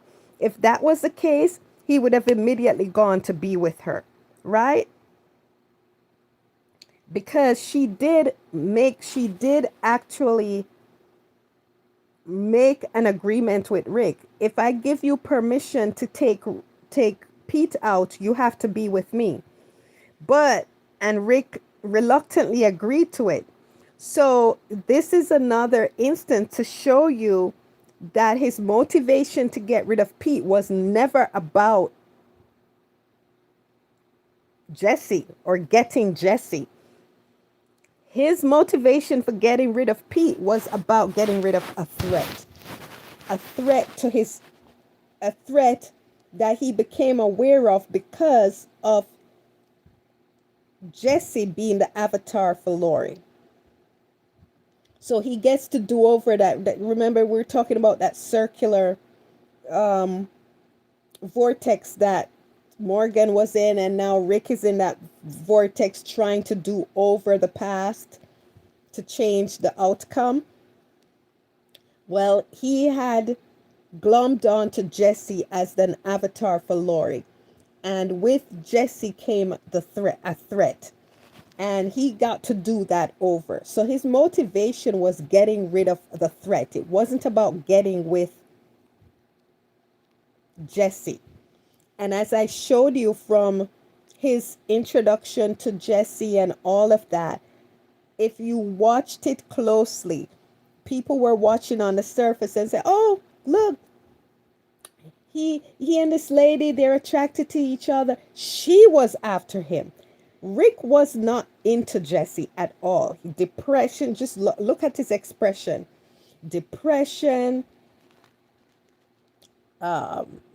this weirdness he got, the space, being spaced out, as the association of her with the normality of the life he had before with Lori, using her as a substitute for Lori. So it was just a lot of weirdness. It was not I didn't see attraction. I didn't even see lust. I just saw a weird obsession, and that obsession had to do with Lori. And then him getting to reenact and take out that threat. So he got rid of the threat. He's all about his paranoia again about the safety of Alexandria. So he didn't make a beeline for her. He didn't. He made an agreement with her because she forced it out of him, because she wouldn't allow him to do what mattered most to him, which was to take out a threat. And a threat in the terms of getting to redo his past. So he got what he wanted, but she would not give him what he wanted unless he agreed to be with her. So the husband is dead. Why isn't he, you know, running to her and instigating anything yet? Because that was not his motivation. That was never his motivation. And yes, he'll get around to that because he gave his word to her that he would be with her, because that's who Jesse is. Jesse is a Laurie. Jesse is a Andrea. These type of women, narcissistic women, they're entitled and like to be the center of attention. So she wasn't going to give up a husband without a replacement. And so she was from the very beginning after Rick. So she said, well, if you're going to get rid of my husband, you got to be with me. So Rick isn't about that right now. Rick is about his paranoia, as he told Michonne, feeling like he's still trapped in the boxcar from Terminus, the A. Jesse's son even stamped him with that A. So he's all about that. And then here in the room, here's another indication that Rick was not after Jesse or into Jesse. They're in a room discussing, whatever. If Jesse was his woman, she would be the one standing by him. He would be, bouncing things off her. She would be prominent in with him in the meeting. There is nowhere Rick goes where when Rick and Michonne were a couple, where Rick did not have Michonne by him, or if they're making any decisions where he was not using her as a soundboard or listening to her or having, her give her opinion. If Jessie was his woman, she would be prominent with him in that room, partnering with him. That's not what's happening. The woman that is prominent in the room up front, partnering with him in informing these townspeople, is Michonne. And remember how I discussed how no one in the group knew of Jesse and Rick. No one in the group. The only person that knew was Carol. And because Carol was trying to push Rick towards Jesse because she wanted Rick away from Michonne, because Michonne had too much influence over Rick. So no one at any point, none of his group, none of his family, his extended family, ever once thought that Jessie was Rick's woman, because Rick never publicly claimed Jessie. Never. He never introduced her. He never behaved with her as if she was his woman in front of the others. When Rick gives into Jesse, he's gonna do it in the dark, on the low, where nobody knows, because he did not really want this woman.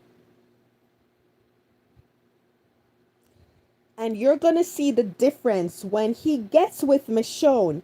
He immediately, when he's with his group, he literally claimed her in front of them. They knew right away, this is my woman, because that's what Rick wanted. Rick wanted Michonne. So he got her. He is going to let everybody know that's his woman. right? So here in this meeting, Jesse's not his woman. And nobody ever thought she was his woman because that's Rick doesn't behave like she's his woman. Because really, in here, she's not his woman. In here, and in here, she's not his woman. He's going to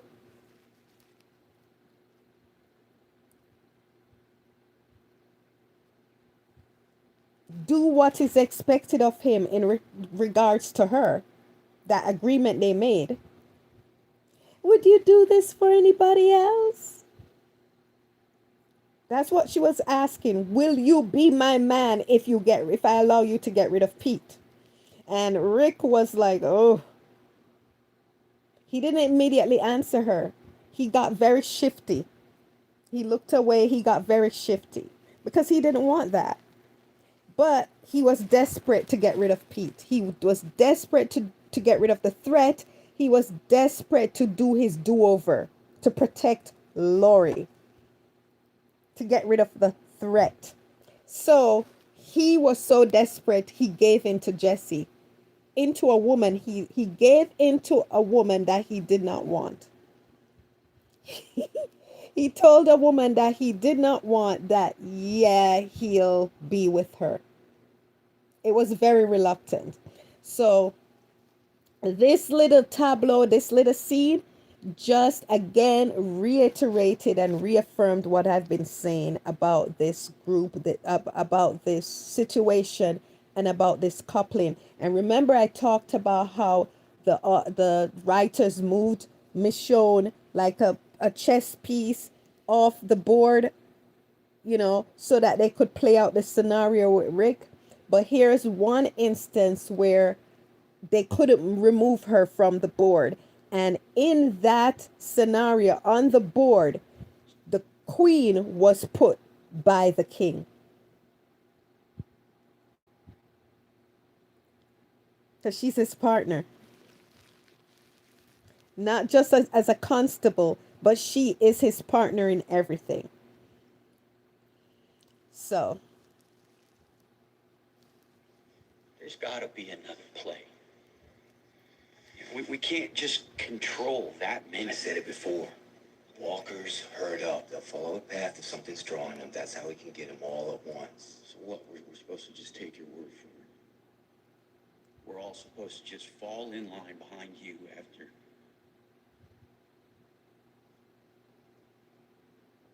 After what? After you wave a gun around, screaming, pointing it at people. After you shoot a man in the face. After you... Enough!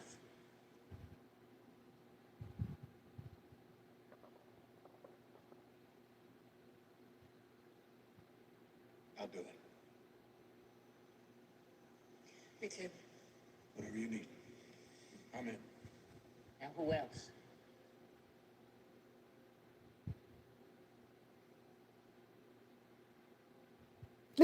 Glenn said, nope, no, don't, no. We have to do this. I need to help. Glenn is like, not you, don't. Sure you can handle it? You need people.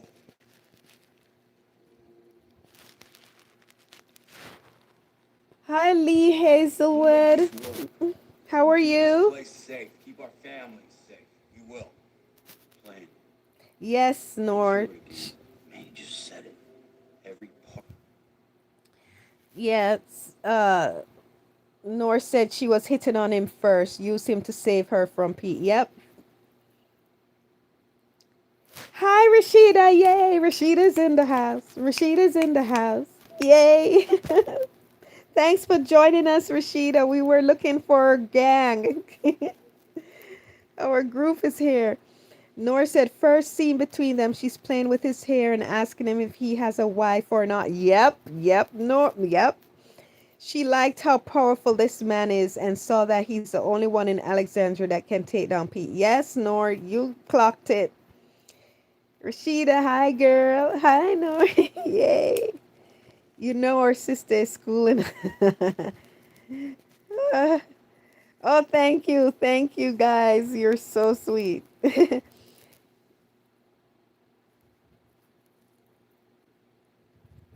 a.m. Rashida, aren't you tired? Do you have to work in the morning? It's Saturday. Will you sleep in? 4 a.m. for Rashida. Oh my gosh. It's now after 1 here. It's 1:18. So early birds watching The Walking Dead, huh, Rashida? Oh, happy. I'm finally in November. I've joined you guys in November. Happy November 1st, everyone.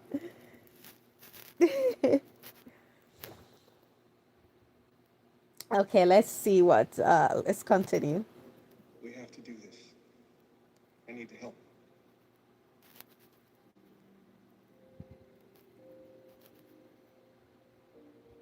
You sure you can handle it? You need people.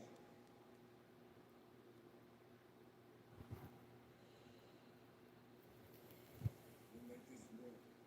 We'll keep this place safe. Keep our families safe. We will. Plan.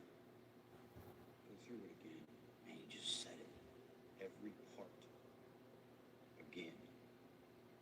The exact plan.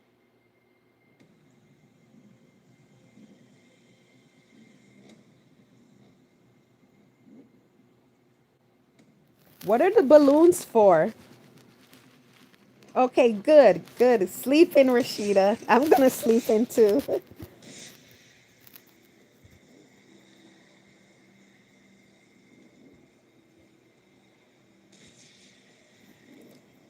So why did Rashida or Noor? Can you tell me why did they lead the horde to the gate?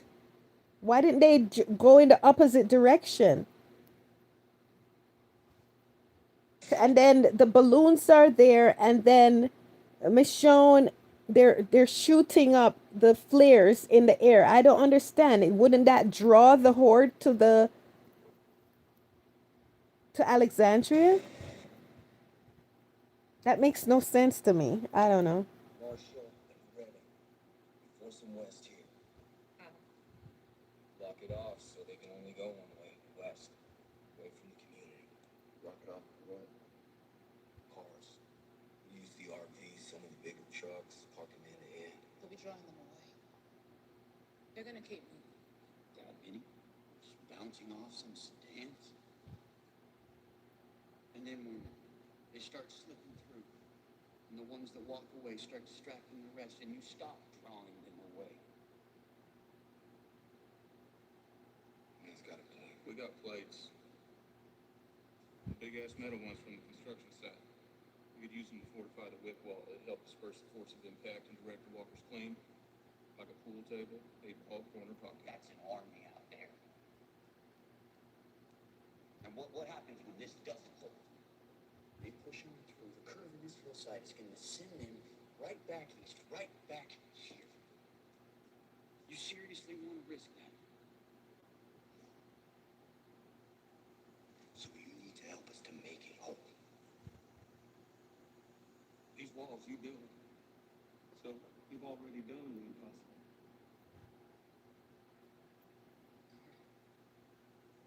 Please.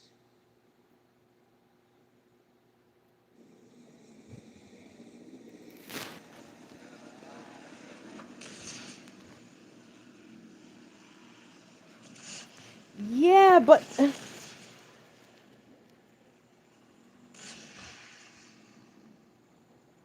the noise is behind the guns. The noise is behind the walls. So they were already following the bike. They were already following Daryl. I would think the flares behind the wall would distract them away from Daryl towards the wall. That doesn't make sense to me. Yeah, they explained it, but it's what I'm seeing doesn't make sense. In essence, what they're doing behind the wall, shooting up into the air, distracting them away from Daryl.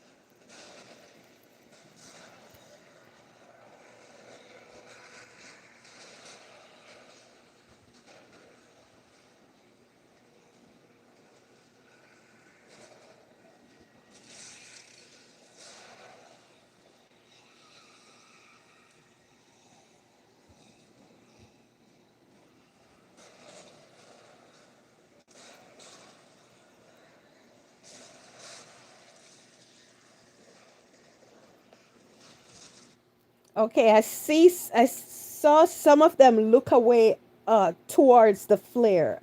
So the ones in the front would follow Daryl, but the ones in the behind wouldn't see Daryl. They would just follow the others. So the flare, the ones that would come towards the fence are looking away towards the flare. Okay, so that makes sense, but I think they should have just threw burnt the horde down in the throw grenades down and bombed and burnt them up. That 'cause what they're doing doesn't make it's too risky. Okay, let me see.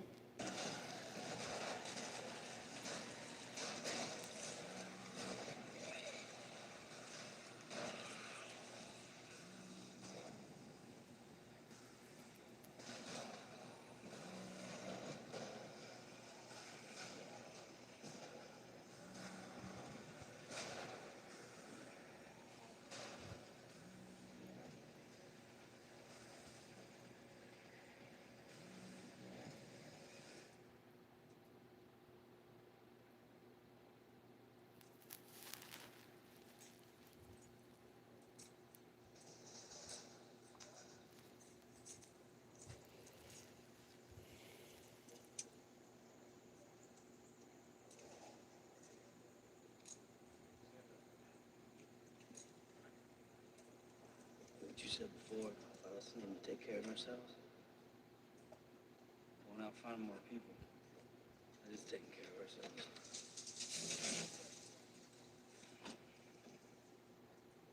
Your call, though.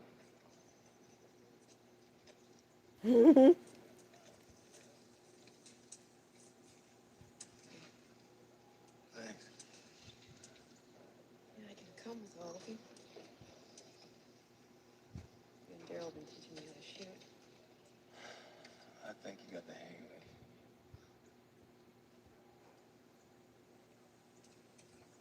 You should stay back. Get a feel for how people feel now. Still got a long way to go with it. We'll get there. She's in charge. You're in charge now.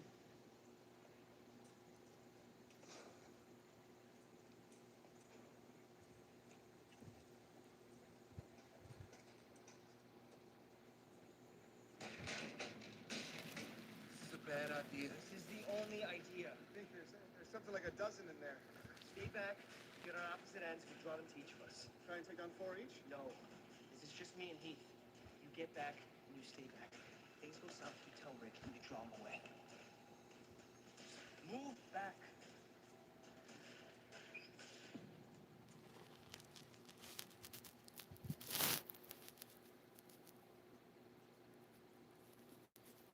He got Noah killed. He did. You know what? I just realized that this episode is being done in black and white. Is it? Why were they trying to get so fancy with this episode? Season 6 was a mess. They experimented too much. They didn't trust the narrative. They didn't trust the character driven storytelling that was the hallmark of The Walking Dead. They tried to use shock values, they tried to use twist and surprises without, instead of making the story and the characters just flow organically. And that's why season 6 is just a mess. Who directed this? I wouldn't be surprised if it's Greg Nicotero that directed this episode.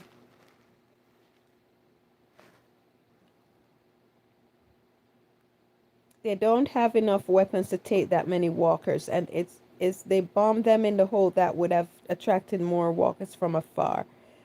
The before is black and white, and the now is in color. Okay, thanks, Snore. I was trying to remember if there was color, but I didn't want to rewind. I didn't like the black and white and the color either. I thought it was dumb. Yeah, they're trying to get, they were trying to get stylistic and whatever. It's just simple, straightforward storytelling. You can never beat that. You did more than that. You lured Glenn into the woods and tried to kill him. Yeah. What? Glenn told me I could tell everyone if that's what I wanted to do. We get Nicholas exiled. He'd die out there. Could have done that. You could do that now. He got Noah killed and he tried to kill Glenn. Glenn saves people. Yeah, people like that.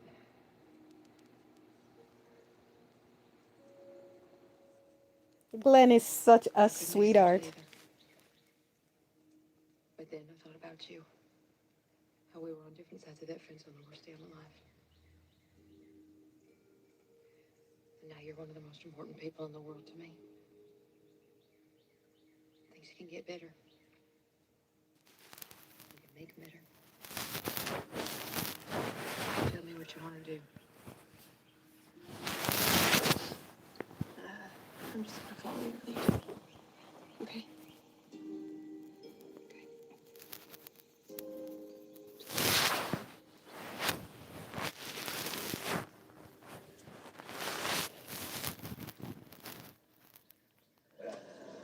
Ready? No? Since you're doing this thing anyway. What are Glenn, Heath, and this Nicholas trying to do?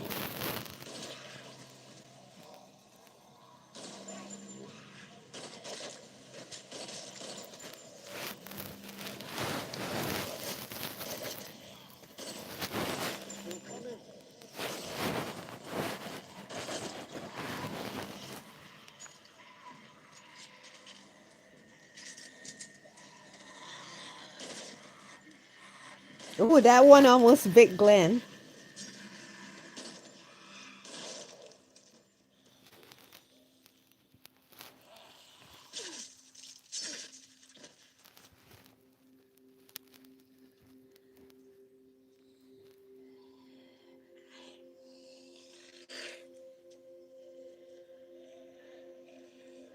Get it. Glenn, Heath, and Nicholas to block off the walkers so they won't be distracted. So, but those walkers, how did they were sequestered away in that warehouse? Why would they distract the walkers? I this episode is confusing.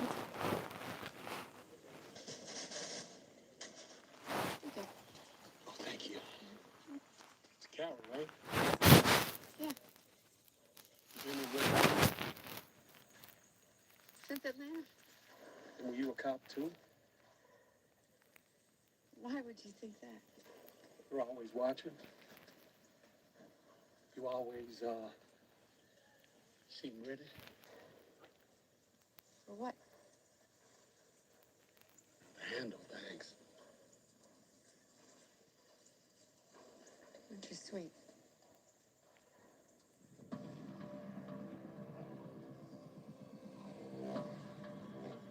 Yeah, some lucky lose taking over constitutional. You know, I never saw that scene between or I didn't remember that scene between Morgan and Carol. This is like the first time I'm seeing that scene. And oh my gosh, that's all the writers kept doing. Have people give lip service to Carol. Oh, you look like you can handle stuff. Or you're so this and you're so that. Really? Really? If you have to keep telling people over and over how great a character is, then something is not translating on screen. This is a visual medium. Show, don't tell. And yeah, shooting firecrackers at a gas tank doesn't make you a badass. It makes you able to cause a distraction. So because with Carol fans jumped on that and were like, "Oh my gosh, she destroyed all of Terminus by herself and she took down all of Terminus by herself." Now the writers have to keep trying to buy other people who saw everything with their own eyes into that narrative, false narrative, right? So they have to have characters saying what we're not seeing. Where's the badassery? Why is it everybody, whether they know her or not, are gonna say she's a badass? That doesn't make any sense, right? It's I'm telling you, season 6, the writing was horrendous. Shoulder. Start the damn walkout. You want to have Daryl circle back? No. Look, catch up. Abraham!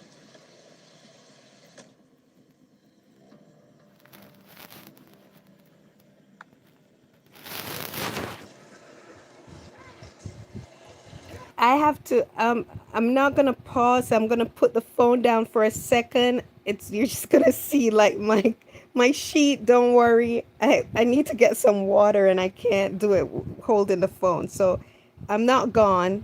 Just hold on for a sec, please.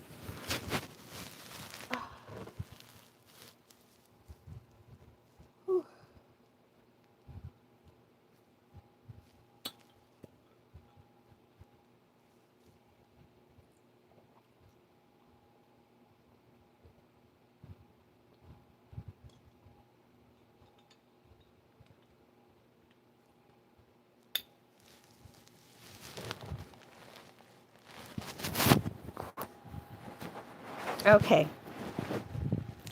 What did Rashida said?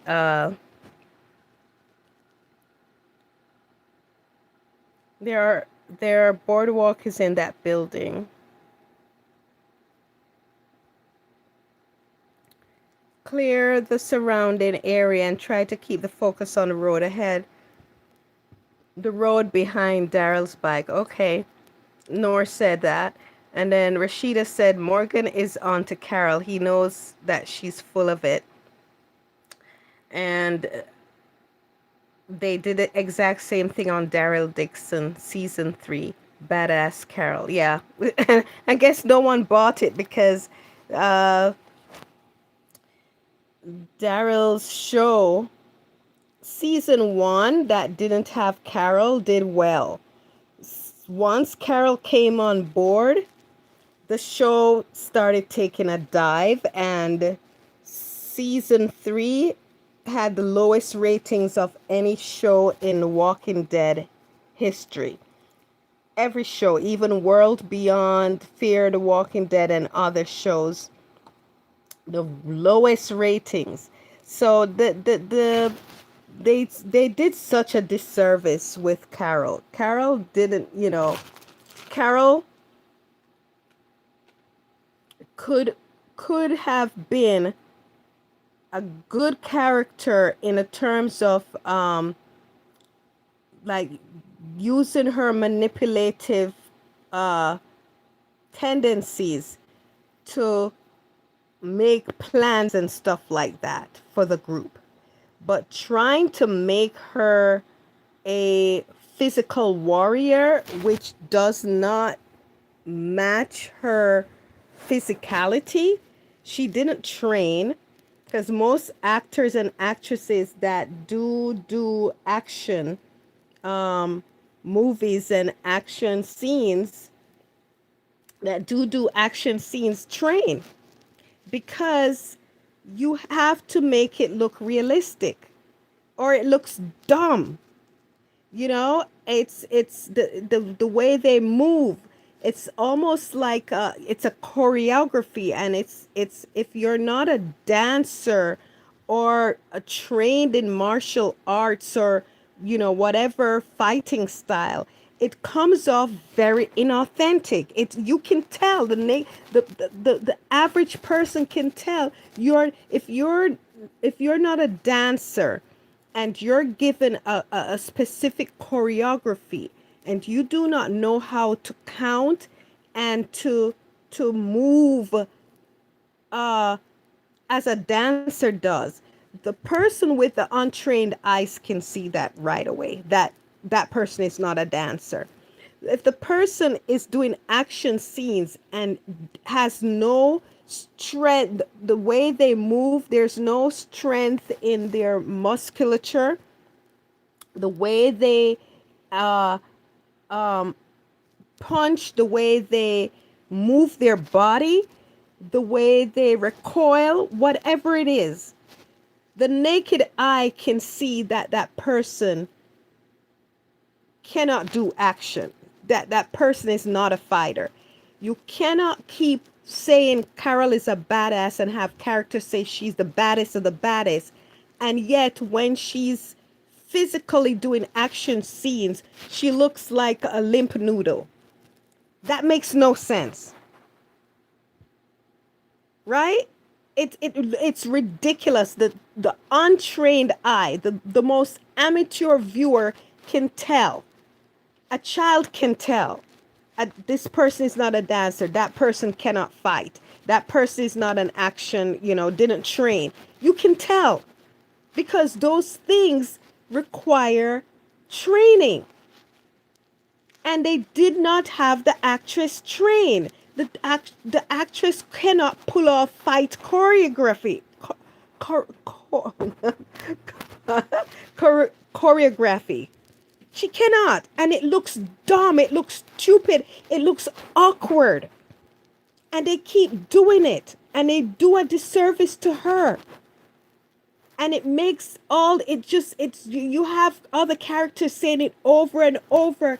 It gets ridiculous and tedious, and people, at least for me, I just go, this is dumb, and just don't want to hear or see the character because it's this there's nothing organic about it. It makes the show dumb. It makes the show look stupid. It makes the show inauthentic. One of the things about The Walking Dead, yes, it's a show about the zombies, but the characterization, the characters, the human situations were very authentic. So having the character do the same story arc over and over, crying, and then, oh, she's a badass, and like a limp noodle do awkward fight choreography. It's dumb. It's stupid. Nobody wants to watch that. And that's why the ratings kept going down and down and down. And the more they featured her, the ratings went down and down because they did a disservice to this character.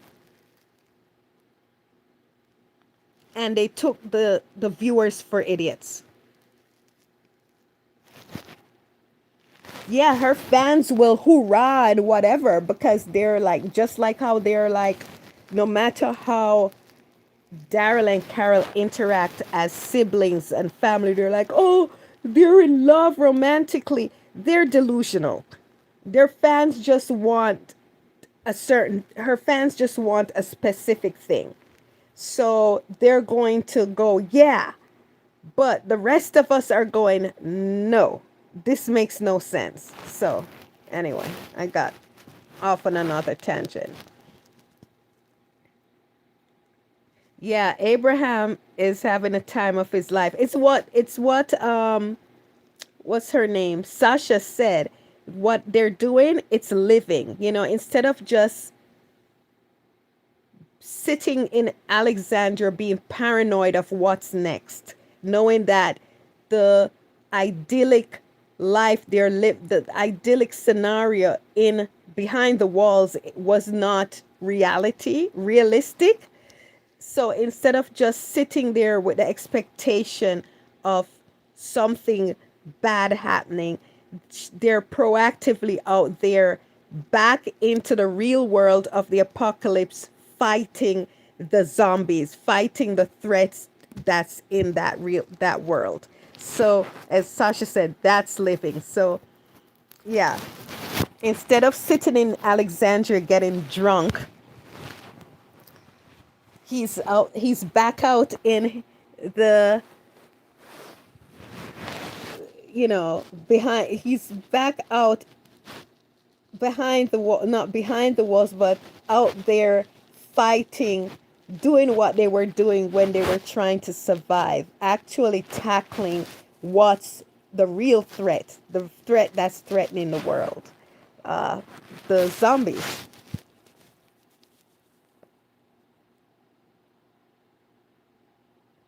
I felt season two Daryl Dixon, the Book of Carol, was boring. Is that what you're saying, Rashida, with the snooze,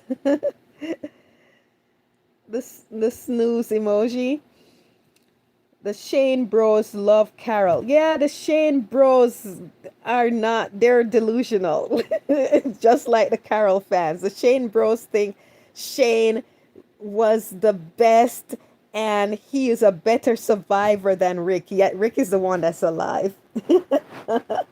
Shane didn't even survive the first season. No, the second season. That he died in the second season. Shane, they thought Shane was, because Shane is misogynistic. So you'll find a lot of incels look up to him because they're misogynistic. So Shane as some goat and Shane as the great survivalist. Yet Shane lost his ever loving mind, and Shane was taken out by Rick. Shane went cuckoo for Cocoa Puffs. Shane lost his sanity, and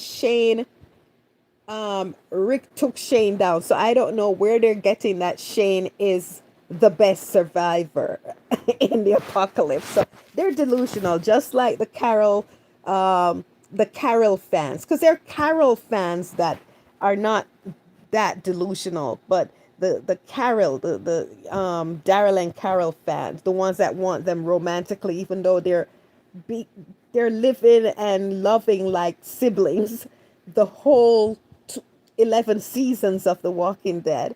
After I think in the first season, oh no, the second season or the third, yeah, they were at the prison. Carol did make a move on Daryl, but Daryl showed that he wasn't interested. He didn't see her that way, and Carol accepted it and continued to view him as an honorable man, and then took him under her wings like a younger sibling.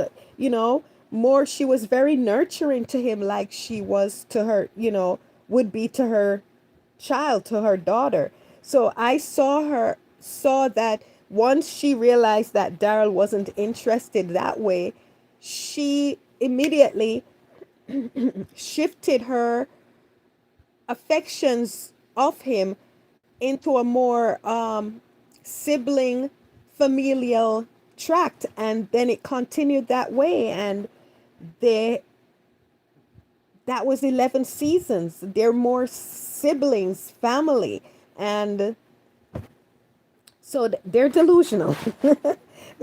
So the Shane Bros are fit with them because those guys are delusional too. And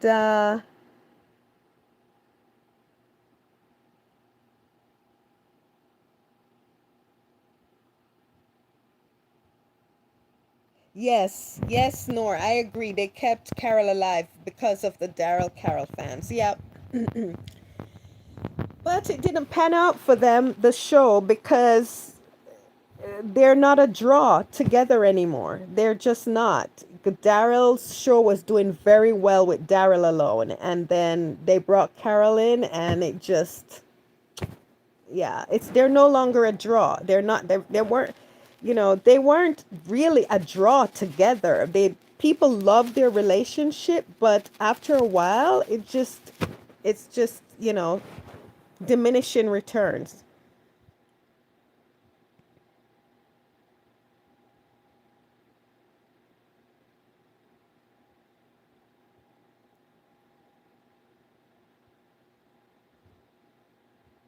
It's not realistic, and it didn't work for the show. Nor said they love their relationship, so they tried so hard to make her badass, just like Daryl, to hype the viewers, even if it's not realistic at all. Yeah, you can't. That's the thing. She had her. Carol has Carol's value was how she is as a character. And if they played on who she really is organically as a character, it can work. Not everyone is a fighter. Um, Eugene used his brains. Carol they should have actually delved into her manipulative ways. And just like how when she was in Alexandria, she was being, you know, um pretending she was one way when she isn't. That is a survival tactic that they could use, and it at the prison, at the farm, she was a valuable member of the group, and yes, she can shoot and everything. So I don't know why they think that she has to. You had Rick, you had Michonne, and you have Daryl, the badasses, right? Those are the true action heroes, stars of the show. So I guess they wanted to bring her in. It's because of the Carol fans, to as you said, Nor. But it's not realistic, and it's not organic to the character. It doesn't look real. It looks dumb. It looks awkward. So it doesn't. It didn't work, and it doesn't work, and it still doesn't work. And all they lose viewers, but they're still not. I don't know. These Walking Dead executives. I don't know what, because they still have Negan around, and it's just not. Negan and what's her name, Maggie, together, and that it makes no sense. It just makes absolutely no sense. But you can't. They're gonna force what they want, whether it works or not, and that makes no sense. Because I thought it was a for profit business, and there's no profit in losing ratings, in decreasing ratings. There's no profiting that. Ugh, it makes no sense. And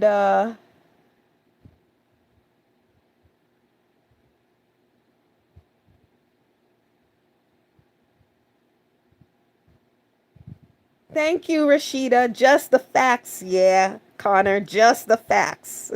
Just because if you don't like the facts doesn't make it, uh, you know, a negative, or Connor. The facts are the facts.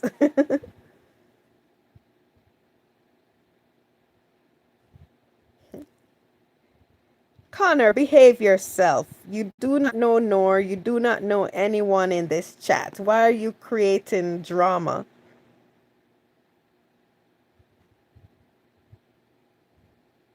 You're still on season 3, Soran. Have so this is your first time watching The Walking Dead?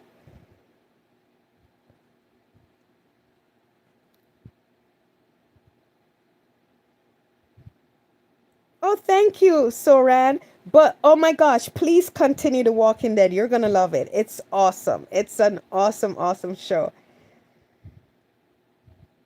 We're actually reacting to season 6, episode 1.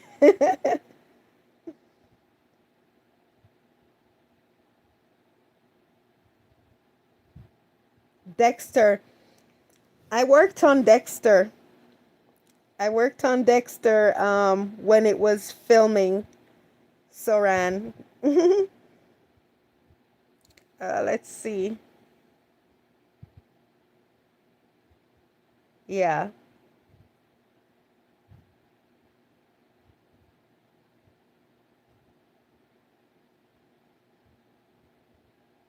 Right. Yeah, let me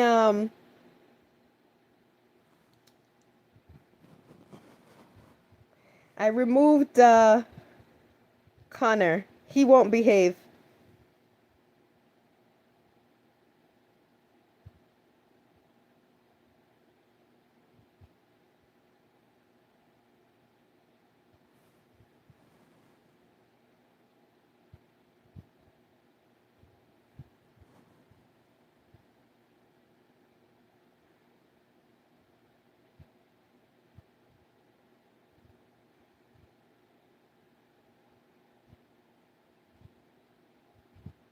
Hi, Mulisan Card.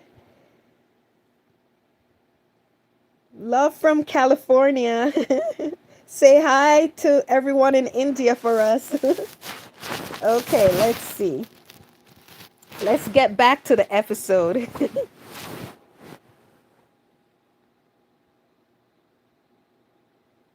Bye, Saran. Yeah, we don't want to spoil you. God bless.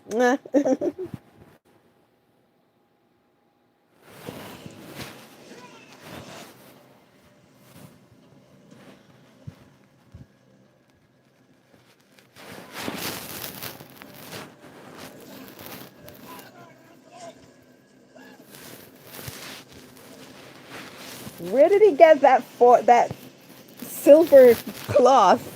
What? Look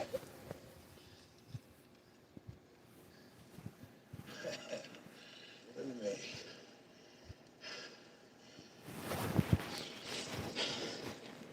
You didn't see Reg. Know how he got it? That was a mess. And Pete, his face just blowing up like Pompeii. Rolling cheek to cheek. I still think I got so much brains in my ear.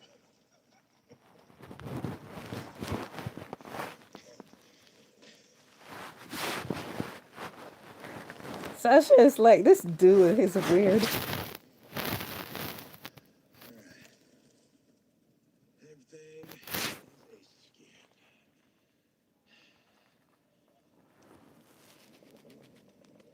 What the hell are you doing?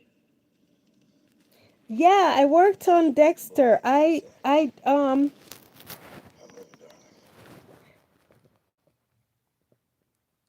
What season? Oh, what season did I work on Dexter? It was so long ago. I don't remember. I don't remember. What I do remember is that we were on Hollywood Boulevard. Was it Hollywood Boulevard or Sunset Boulevard? One of them.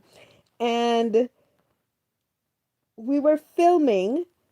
I think it was at I don't remember if it was a cafe, but we were filming and then Dexter, the guy that started Dexter, was standing outside and we were milling around the crew and there was a tour bus that drove by and they saw the film crew and everything and the tourists were like waving to everyone, the crew and everything. They're like, hi, hi. And the guy that plays Dexter was just standing there. They didn't recognize him. And I was like, look at that. They come to Hollywood to see a star. The star is there, but they don't see him. They were just so happy to see the crew and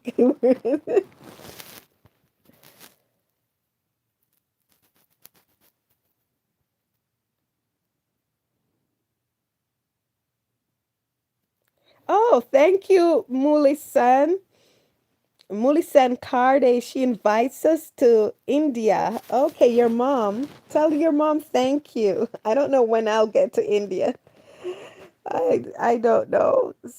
That's a I just went on vacation this year, so I don't think I'll be able to go on another one this year. Yeah, he loves the adrenaline rush, Rashida. Abraham. He said, "I'm living, darling," to Sasha. He's bringing back her words to her.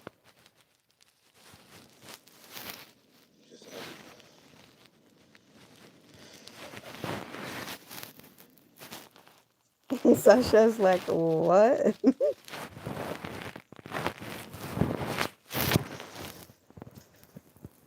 haven't had a chance to say Oh, I'm sorry about Red. the walls that they built. I just saw Nor, the walls that they built were not. I thought the walls were the walls outside Alexandria, but they built those walls there where on the street that the horde was going by. Okay. No, I got that part. He was smart and kind. He was a good man.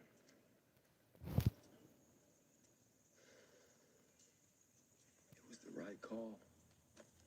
We need this. What else?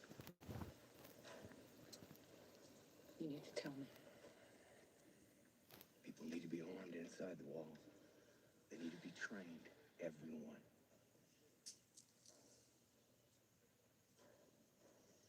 Stop. Here they come.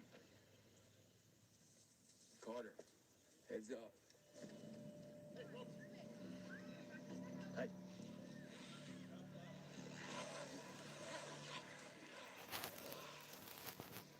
Use your shovels. The guns will draw more. Help us! You can do this. You need to. Oh.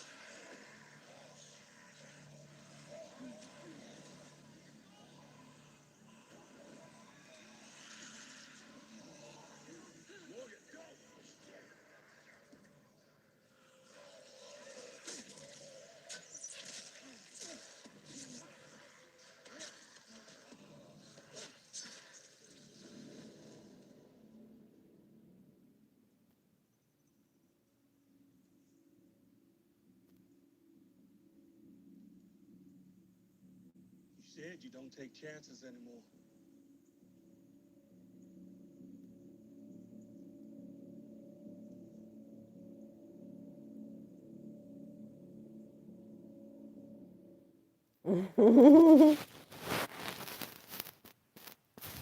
Oh, I remember this scene. taking out White Peter. He was a murderer, Carter.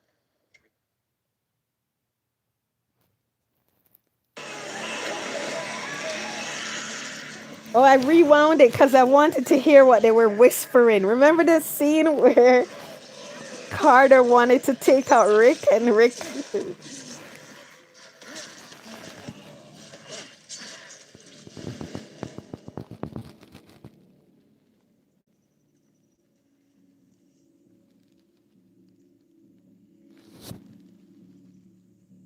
You said you don't take chances anymore.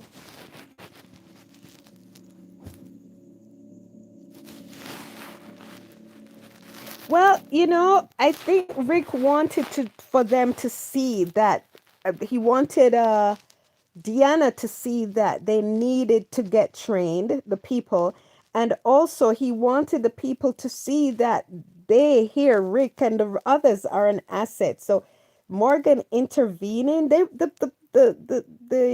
people weren't gonna get bit. Rick and the others wouldn't allow them to get bit, but he wanted them to experience what it's like to confront these walkers hand face to face, hand to hand.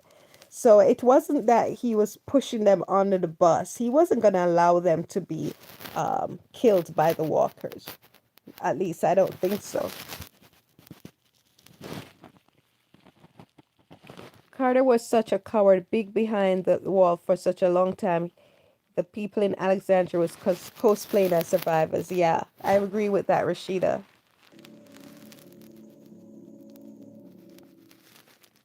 Yeah, Nor, time to learn how to survive. That's it. He stopped him. This is not taking out a wife beater. He was a murderer, Carter. Rick wants to do is suicide. I'm sorry, Spencer. Deanna is asleep at the wheel. So it's on us. We have got to stop him.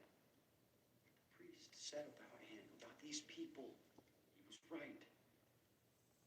How many more of us have to die before we do something? Because pretty soon it's going to be too late. Carter, you need to be really careful here. You're talking about us going to Deanna and telling her. No, I'm not talking about talking some more. About meetings. I'm not talking about that. Plain and simple. We kill him before Whoa. he kills us.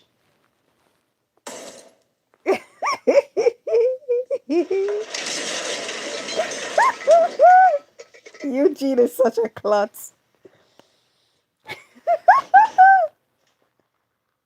Hello? Carter. He heard. I didn't. I mean, Carter didn't. He heard. Oh, Carter, don't. You can't.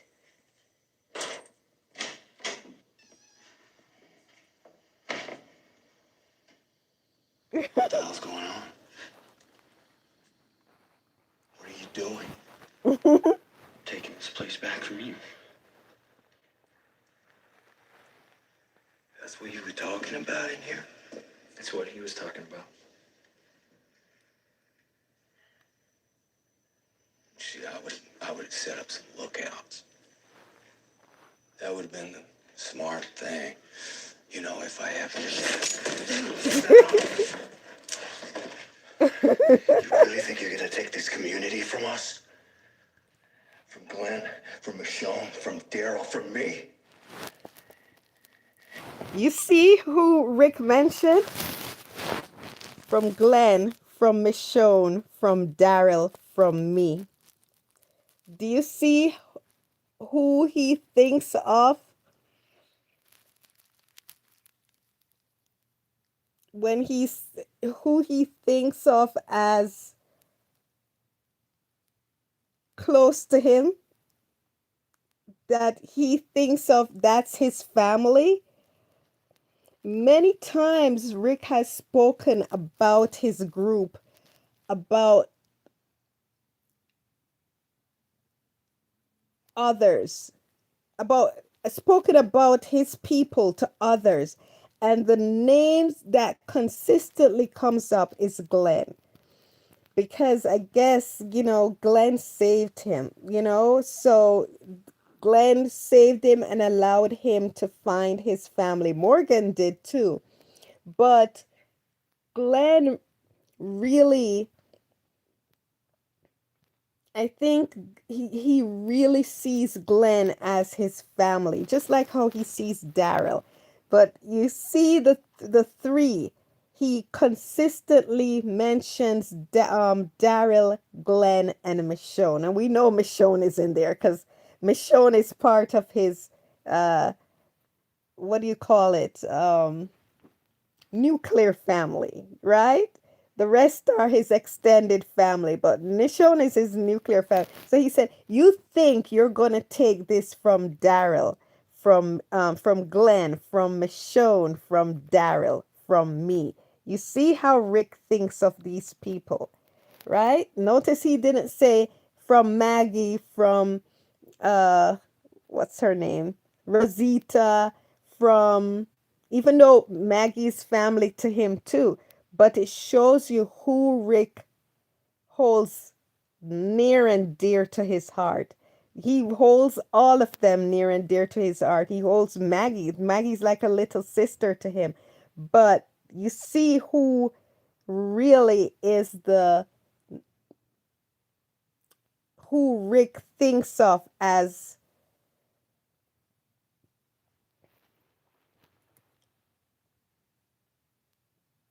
who he thinks of as an extension of himself. It's Glenn, it's Michonne, it's Daryl, it's me. Right? That's who Rick. That's Rick's. You have Michonne. That's his nuclear family. Michonne with the babies. Michonne with Carl and Judith. That's his nuclear family. Then outside of his nuclear family, you have Glenn, and you have Daryl, and you have Maggie. And then outside of that, I think you have Carol, and you have Sasha and Rosita, and the rest of his group. But that nuclear, if Herschel was alive, I think Herschel would be in that group with Daryl and Glenn. And on Maggie and Beth, if she was alive, and Carol would be in the other tier. Yeah.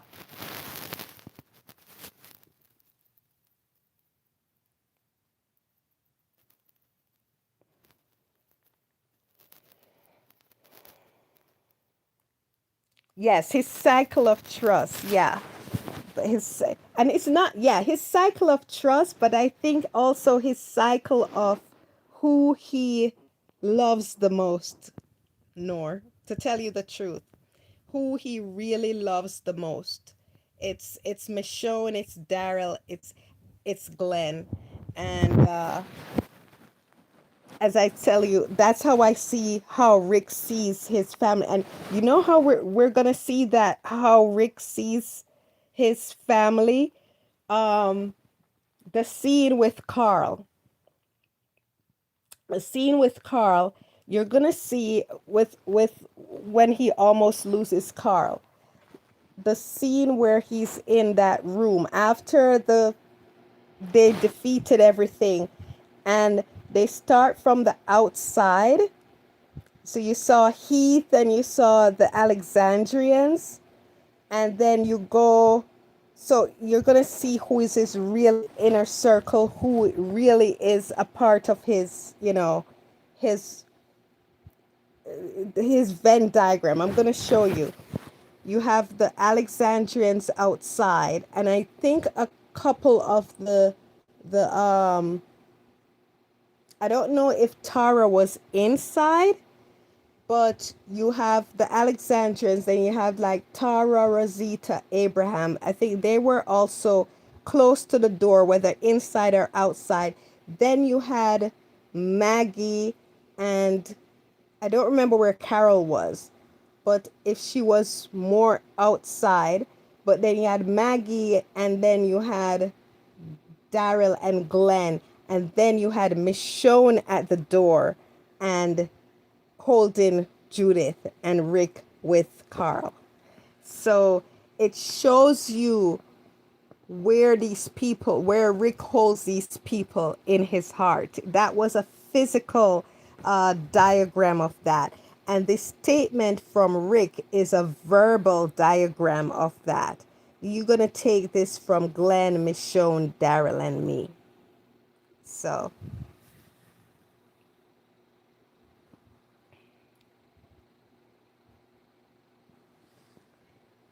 yes, Rashida. Rick's Trinity of family: Glenn, Michonne, and Daryl. Um, oh, thank you, Elf. California. No, what's EBT? Oh, no, I don't have EBT Macon. Do you have EBT? Are you going to miss it? I've never had EBT.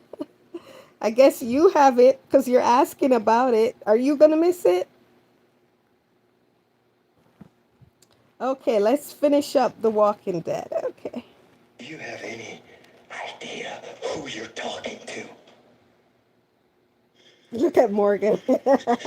What? It was just me. Just kill me. Why would he kill you?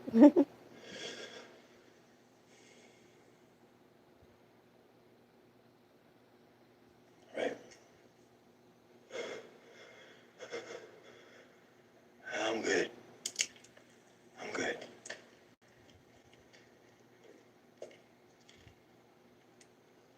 Mhm.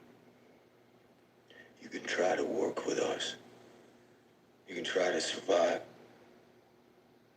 Would you do that?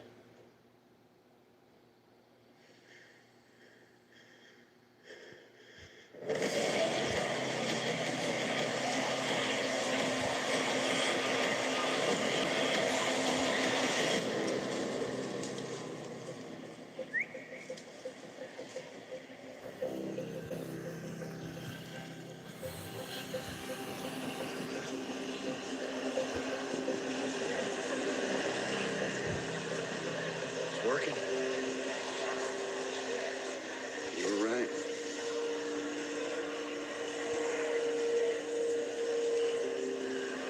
Everyone, we need to finish this.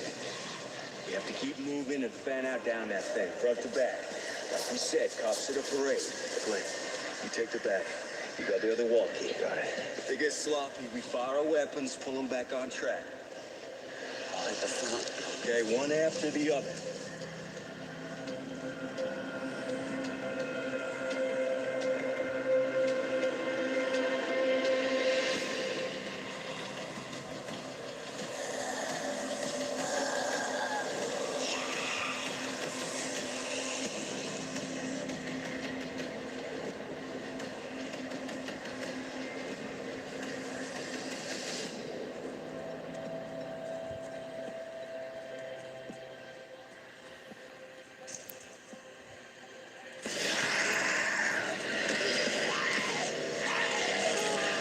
Oh, he got bit.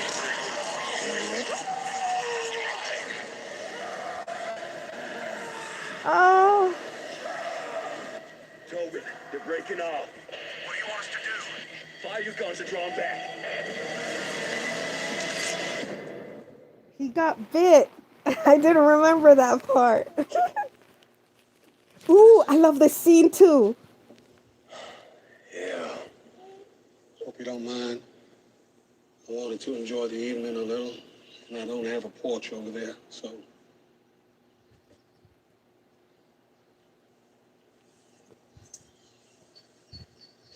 Get your stuff. You should stay with us. Over here. You got room? We'll make it. We don't need to do that anymore. I know you, Morgan. Even if this is the first time.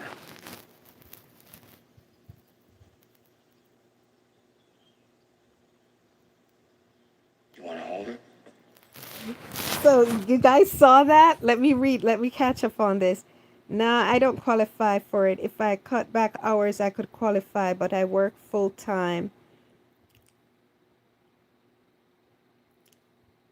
Do you have any idea who you're talking to? Ooh, seven. I didn't like the way they did Morgan's character either. They kept flip-flopping his character. Either he's going to be all life is precious or he's going. Yeah, they really did a number on Morgan. I really hated it. Um, but look at like right how he is right here, it's okay. But they took it to the extreme later on because he seemed concerned and observant, which is fine. But they took it too far. But did you guys notice this scene? I love this scene. This scene, you have Morgan sitting on the Rick's porch, and Rick comes out with a baby, and Morgan is saying, "Oh, I hope you don't mind me sitting on your porch because my where I'm staying doesn't have enough porch, and I wanted to enjoy the evening." And then Michonne comes out of the house. See, Michonne lives with Rick. Michonne lives with Rick. Michonne comes out of the house listening to the conversation between Rick and Morgan. And then Rick says to Morgan, move in with us. He didn't say, come and live here or come and stay at my place. He said, come and live with us. Who is us? It's Michonne and his babies, his nuclear family. I was like, Rick is living, he told all this group they can go find their own place. He didn't tell that to Michonne. Oh my God. Rick is living with Michonne, right? Michonne is not his sister. Michonne is not his, whatever, Michonne, Michonne is a single woman. She's young. I was going to say Rick's age. She's younger than Rick. Why is Rick living with this woman who she's not his kid's nanny? Why is Rick living with Michonne and not, say with Rosita or with Sasha or with what's her name? Sarah. We know he's not living with Maggie because Maggie's with her husband, right? Rick is not living with Carol. Rick is living with Michonne, a woman he had asked to raise his son with him. She's not his son's nanny. He asked her to be a family with him, right? And some might say, well, that means, yeah, they have a sibling relationship. Really? Do siblings look at each at does a guy look at his sister the way that Rick looks at his sister? His sister. Does a guy look at his sister the way Rick looks at Michonne? Really? I'm gonna show you a scene how Rick looks at Michonne.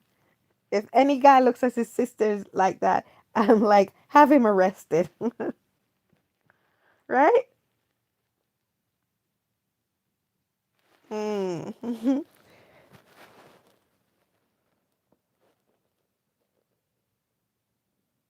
Michonne listening to their conversation. He said, we can live in different houses, but not you, Michonne. Right? He told Daryl, he told Carol, everybody can move to their own homes now, right? And what did we see next? Michonne and living with Rick still, right? He didn't tell Michonne that. He told Daryl and he told Carol. And the others are gone, so I'm thinking he told them. He didn't say a word to Michonne because Michonne is he's not letting Michonne out of his house, right? And this is the man that you think is pursuing someone else.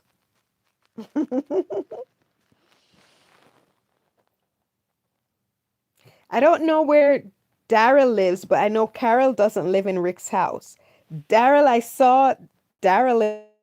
I don't know if he lives there, but I don't know Daryl's true living situation. We have to figure that.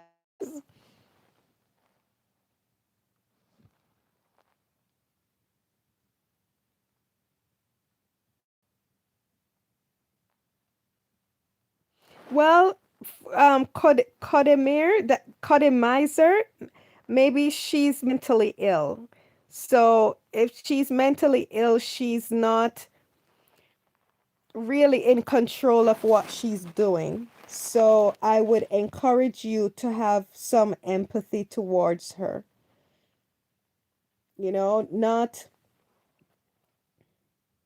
not many of us are blessed to be of sound mind is a blessing, you know. So I would just encourage you to have empathy towards her, and you know, that's my advice. And it, you know,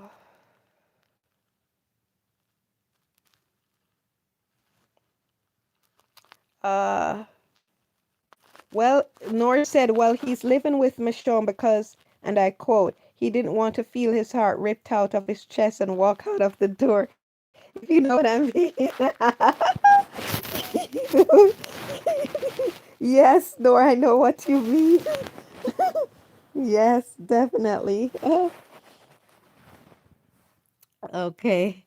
What do you think about Morgan Jones?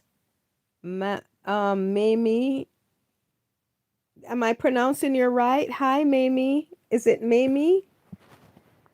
Oh, my neck hurts. Oh, looking down. Let me hold the phone up. My I've been looking down so long. My neck hurts. Oh my gosh. Oh, oh. I I liked Morgan because he saved Rick, but I don't like how they wrote the character later in the season. So here in episode 1, I like him. I enjoy him. I find him measured. I find him um thoughtful. So as of right now, I'm okay with Morgan. I actually more than okay. I like Morgan as he is in this episode. I can't vouch for other episodes because uh it my sentiments will may change, but I'm finding this go round made me watching The Walking Dead. There are certain things that I don't remember seeing. So it's like watching it for the first time, and certain characters that I recalled that really annoyed me in my first watch, I'm enjoying. Like Eugene. I could not stand Eugene. I mean, really could not stand Eugene. And I'm really enjoying him this go round. Um, a character that I still cannot stand. I couldn't stand him the first go round, and I cannot stand him now up till this episode is Gabriel. So I don't know if that will change as we go further on into the seasons. I know when I saw him in The Ones Who Live, I was still annoyed with him. But we'll see. We'll see as we go through the seasons and the episodes if my sentiments change. I and I appreciate Sasha more this go round. So who knows? So right now I see a decent character, as a good character. So as of right now, this episode, up until this episode.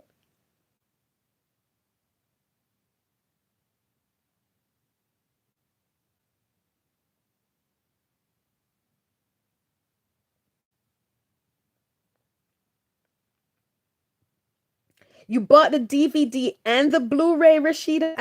I bought the DVD because we're gonna do a reaction, and you know they took it off Netflix. So I did buy the DVD. So, but you bought both of them?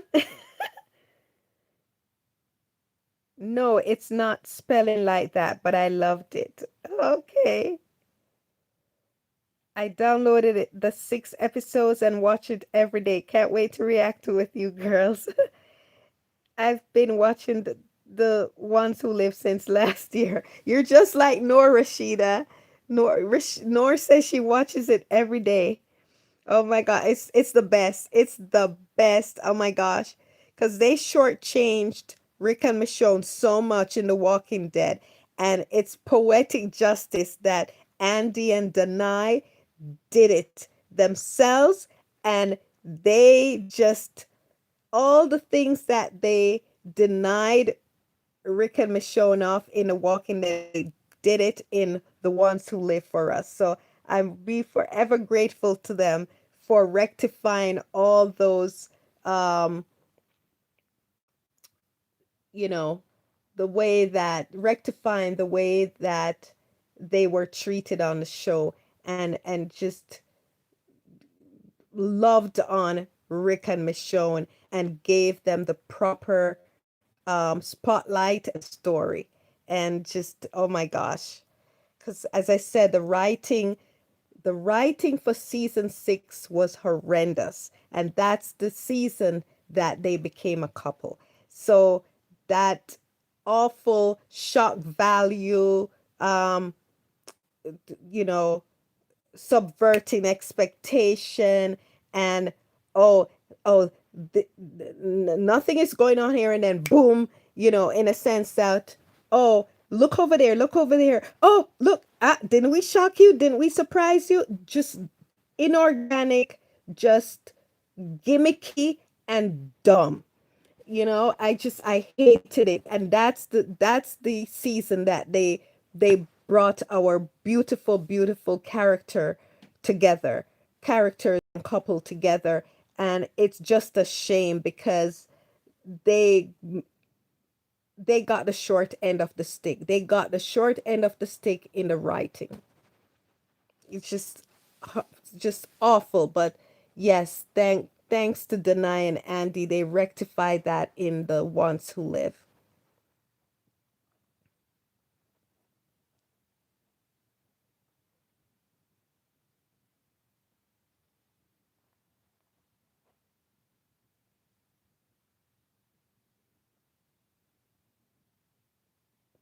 Yes, she did. She did, Rashida. Okay, let's finish up this episode because Rashida needs to go to bed.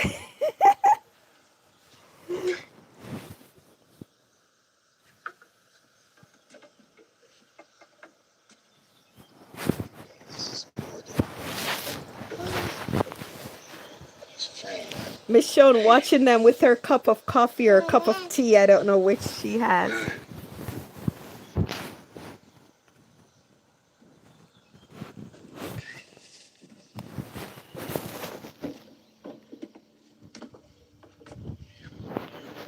Hey, hey. Hey, hey.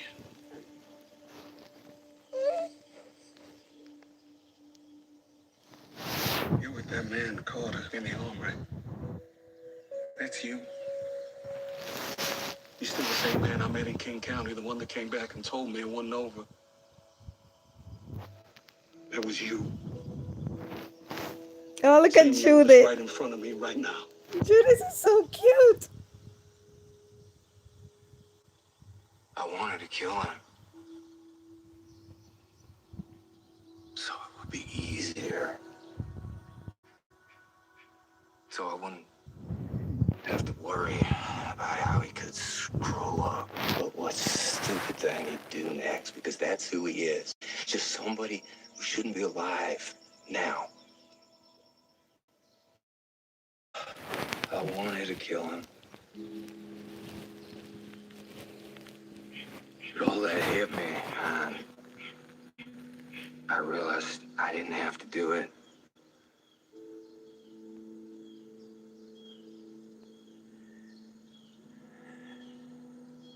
He doesn't get it. Somebody like that, they're gonna die no matter what. Rick is something else. Wow.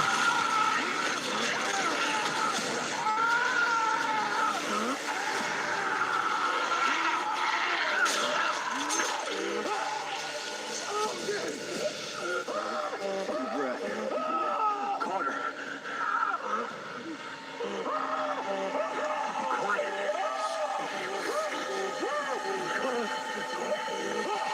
Gotta be quiet.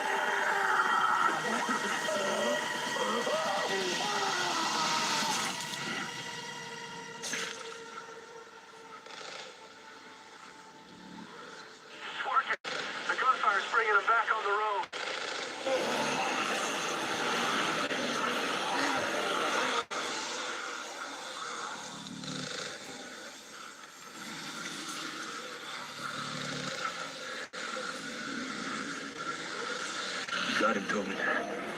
Copy that. What was that screaming? It was Carter. He got bit right in the face. I stopped him.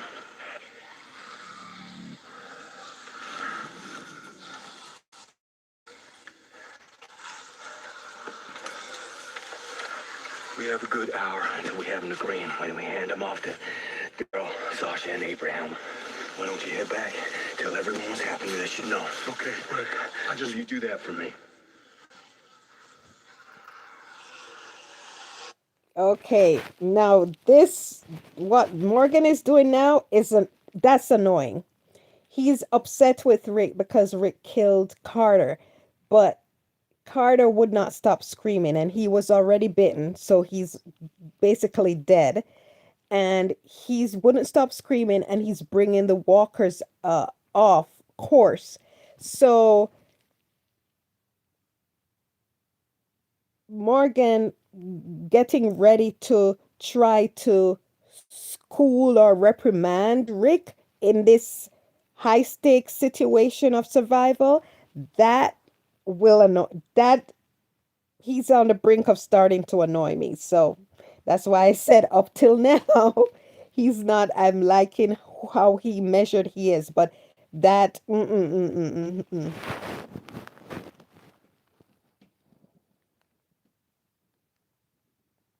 Rashida said, in the apocalypse, I would like to think I would be like Michonne, but in reality, I'm probably between a Carter, Eugene, or Father Gabriel. That's funny, Rashida.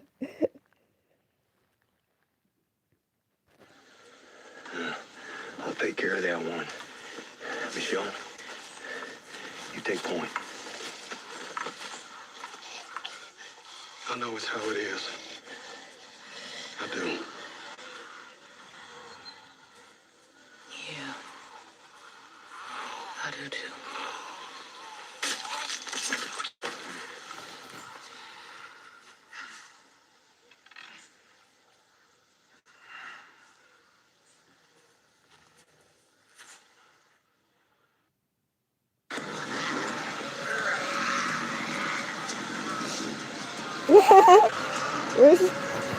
North North said I would probably be bicycle girl. That's funny, North.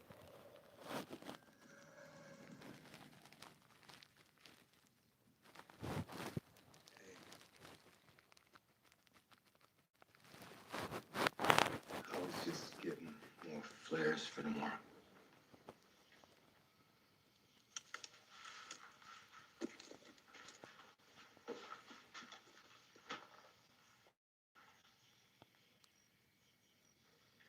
I know I haven't. I just thought it might be best if I let things be for a while. Ron, tell me what happened. Yeah, I wanted to talk to you about that. He shouldn't have been out there. No, he shouldn't have. You're right. But you can't talk to him like that, Rick. You can't touch him. Not you. What? Ron needed to hear every word I said. That's why I grabbed him. I wasn't angry. I was just telling him. You can't touch him? He saved his life. This woman is ridiculous. If he didn't grab him, he would have gone over the cliff.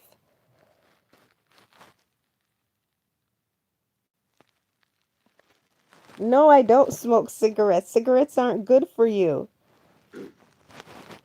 Truth Hunter, good morning. You can't hear it.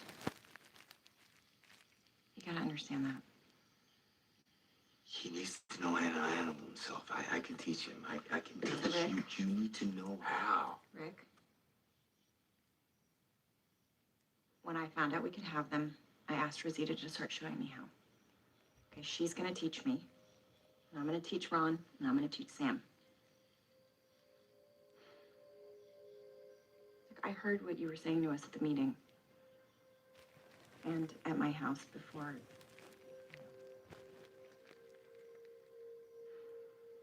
I am gonna fight, Rick.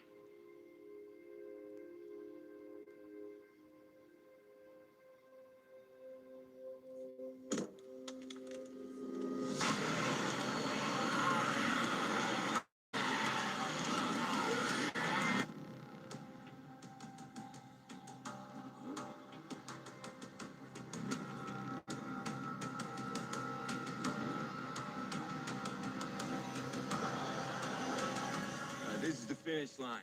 When we make it to green, we fall back. The ditches and ridges will keep them on the road. We head home, let Daryl, Sasha, and Abraham take them the rest of the way. 20 miles more. All right, let's go.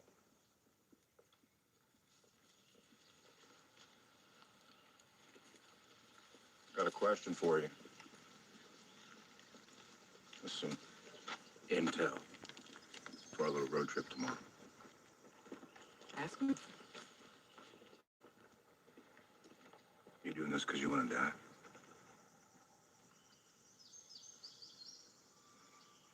No.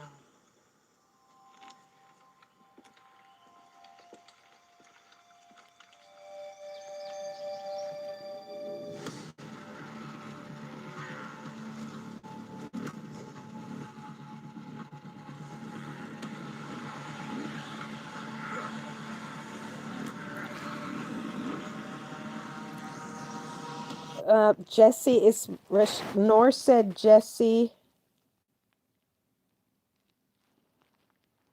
is playing push and pull games with Rick. Well, possibly, but Rick was saying, I'm sorry, I know I haven't been around. Remember, I told you he didn't go after her immediately or anything, because he's really that interested, and she was the one that tried to get him to agree to be with her. So he's saying, well, I didn't come around, but now she's like, oh, it can't be, whatever, whatever. Maybe she's angry that he didn't come around. Maybe that's why she was like acting all, uh, you know, trying to act as if she's putting up boundaries because he didn't do what she expected him to do right away, which is to come after her. So that may be the possibility too, Nor.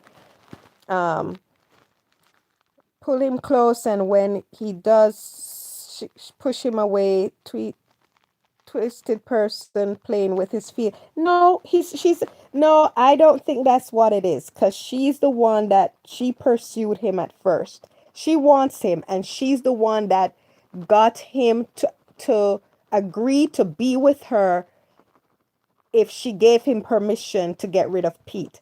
And remember, the conversation started with, I'm sorry I have not been around. And I told you, he didn't go after her right away because he reluctantly agreed to be with her. So that's why he's telling her, I'm sorry I didn't come around after. So, and she's like, well, you can't do this and you can't do that. I think she's upset because he didn't immediately go be with her. You see what I'm saying?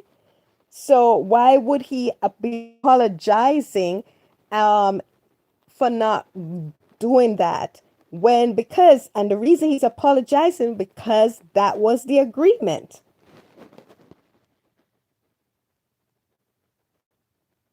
That was the agreement. So he doesn't really want this. He doesn't really want it. And remember when they were in the field building the wall and he was looking at everyone, she looked over at him and smiled and he smiled back. So she's still interested. So it's not push and pull. She's upset that he didn't rush to her after he didn't start according to the agreement that he would be with her if she got rid of Pete. For agreeing he would be with her if she agreed that he could get rid of Pete. I think she was just upset that he didn't come around right away. Because she wouldn't push him away because she wants him. Remember, she was, in the field. Oh, look, hi, Rick. And then after Rick smiled back, Rick was looking at the rest of everybody. So it wasn't just about her. He was looking at other Alexandrians because he was like, darn, these people aren't ready, but let's see what they'll do.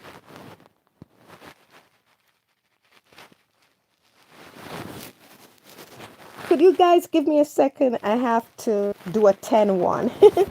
I'll be right back.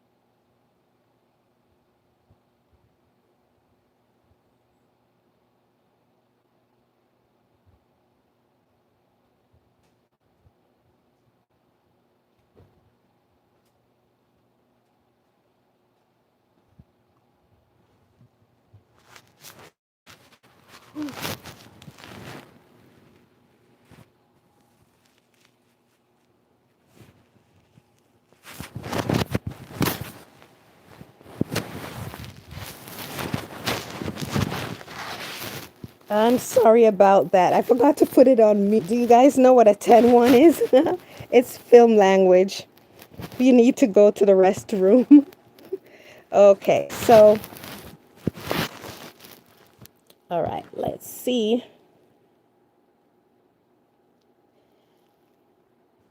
Yes, yeah. Rashida, are you still here? Yeah, Rick was testing Alexandrians to see if they had the stamina to fight the walkers. Nor I'm in my bed watching our sister educating us on Rashida.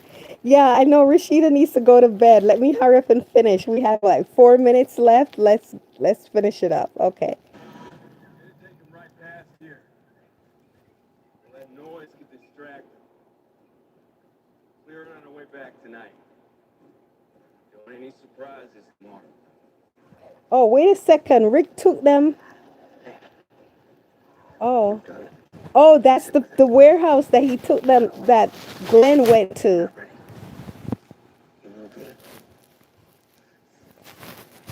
So, because I was wondering why they went there.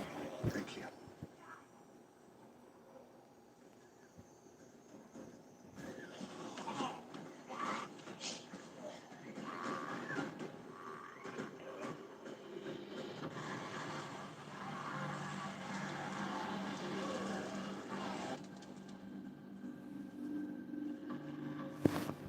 Sandrine! Oh my gosh!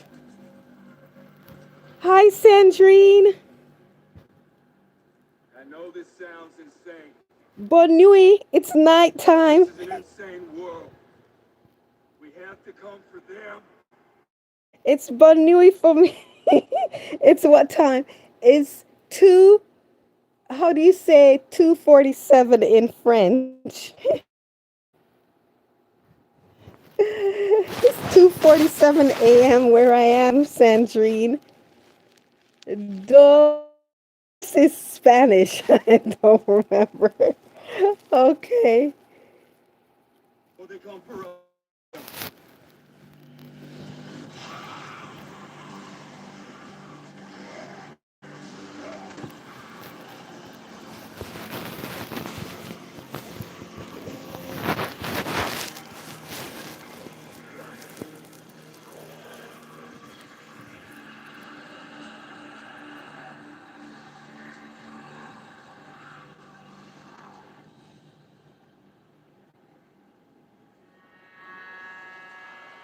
Oh no!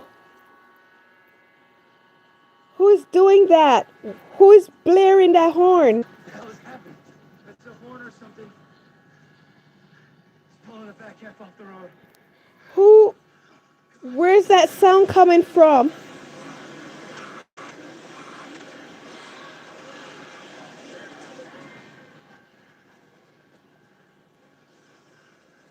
Who did that? Do you guys know? Whatever that is, it's far. It sounds like it's coming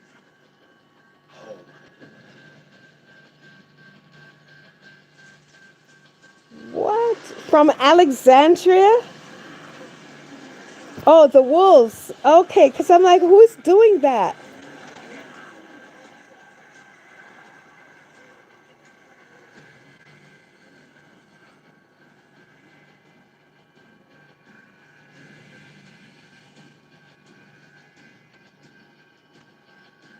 Oh, wow.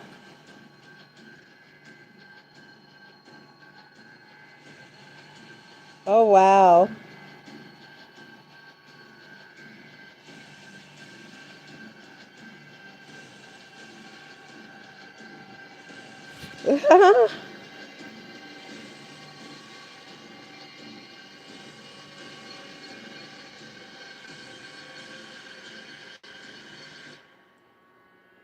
Wow. I didn't remember a lot of this episode, guys. I didn't remember a lot of this episode. That was very interesting. Wow. So the wolves, the W group. I was like, oh my God. So that's what happened. See, all this time. See, I know like some of the beats. Well, I wouldn't even say beats, like the generalities of the story because, but I didn't remember a lot of stuff to tell you the truth. And some of it I don't even recall ever seen before. So, wow. And I did fall off. Um, I did fall off. I started to fall off in season 6, to tell you the truth, because I thought the writing was very poorly done, very poorly done. So I did watch the Rishon episode though, 610, but I fell off. I have to admit that I started falling off late season 5, early season 6, because the writing was just driving me crazy. As a writer, I'm like, what is this crap?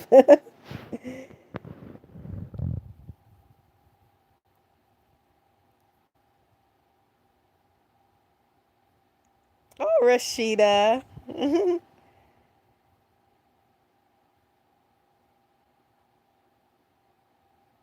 Go to bed, but was the can't scared to miss your last one. Oh, thank you for sacrificing and staying up, Nora. I appreciate it so much. So it's 11:47. Are you gonna go to sleep? Make sure you get some rest. I'm gonna sign off so that you and Rashida can get some rest. Oh my gosh, the time difference is brutal. Some of the episodes of season 6 were that great, but I was really focused on Rick and Michonne. It made it worse then. Okay. Yeah.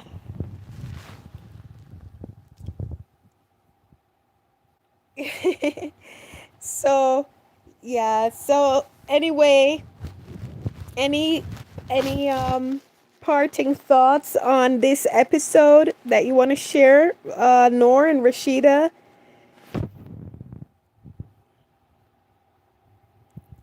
Sandrine, we're finishing up. You caught us late. Oh, we've been on the live for 3.5 hours. Wow. Oh, you're so lovely, Nora. Love you so much. Yes, it was. Yeah, I just wish they did it more linear. I didn't like going back and forth.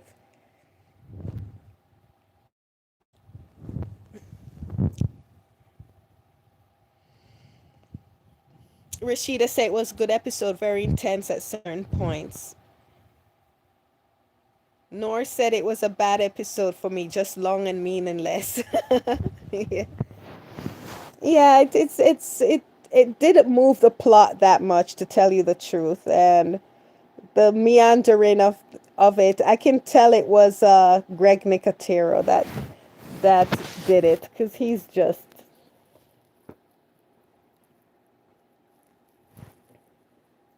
trying to get fancy with it. And the point that a director has to keep in mind always, first and foremost, is, are you relaying the story to the audience so they can understand and follow the story? And this was just, he's trying to get pretty artistic. Who directed The Walking Dead 6-1?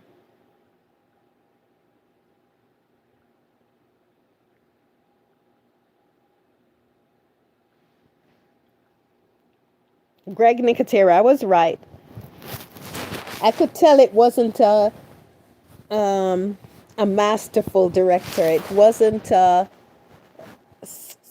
I would say, a skilled director, because the number one point that you have to keep in mind as a director is that you make sure that the narrative of the story flows and that your audience can follow the story. You can get creative, you can get artistic, but when you try to do too much or you're trying to make it where the art doesn't serve the narrative, it's just a waste of time. And you usually find that more often with film students than an experienced director.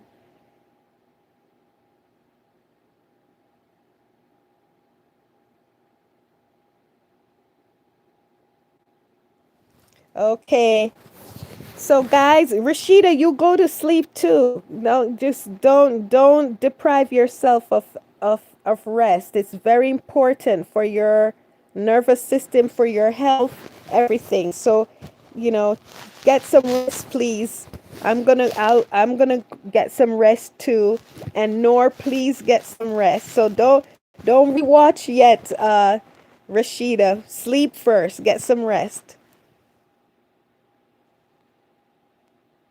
Yeah, yeah, that's true, Nor. Okay, guys, we're used to it, but it's getting better through this season. Okay, I'm gonna hang it up, guys, because I want Nor and Rashida to get some rest. Okay, and thank you so much, my lovelies, for hanging with me and watching this episode with me. You make it so much more fun, you make it better, and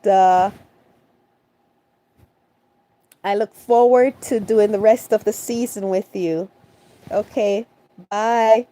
Love you, Nor. Love you, Rashida. Sandrine, thank you for stopping by. Bonne nuit. Bonjour. I know it's daytime for you, but it's still, night for me. So I'm gonna go to bed. Um, Sandrine. Uh, Bye, guys. Thank you, everyone. And I hope you had fun. And next time, chime in. If you disagree with what I'm saying, tell me why. And, you may change my mind. Maybe. Okay. Bye, guys. Love you. Take care.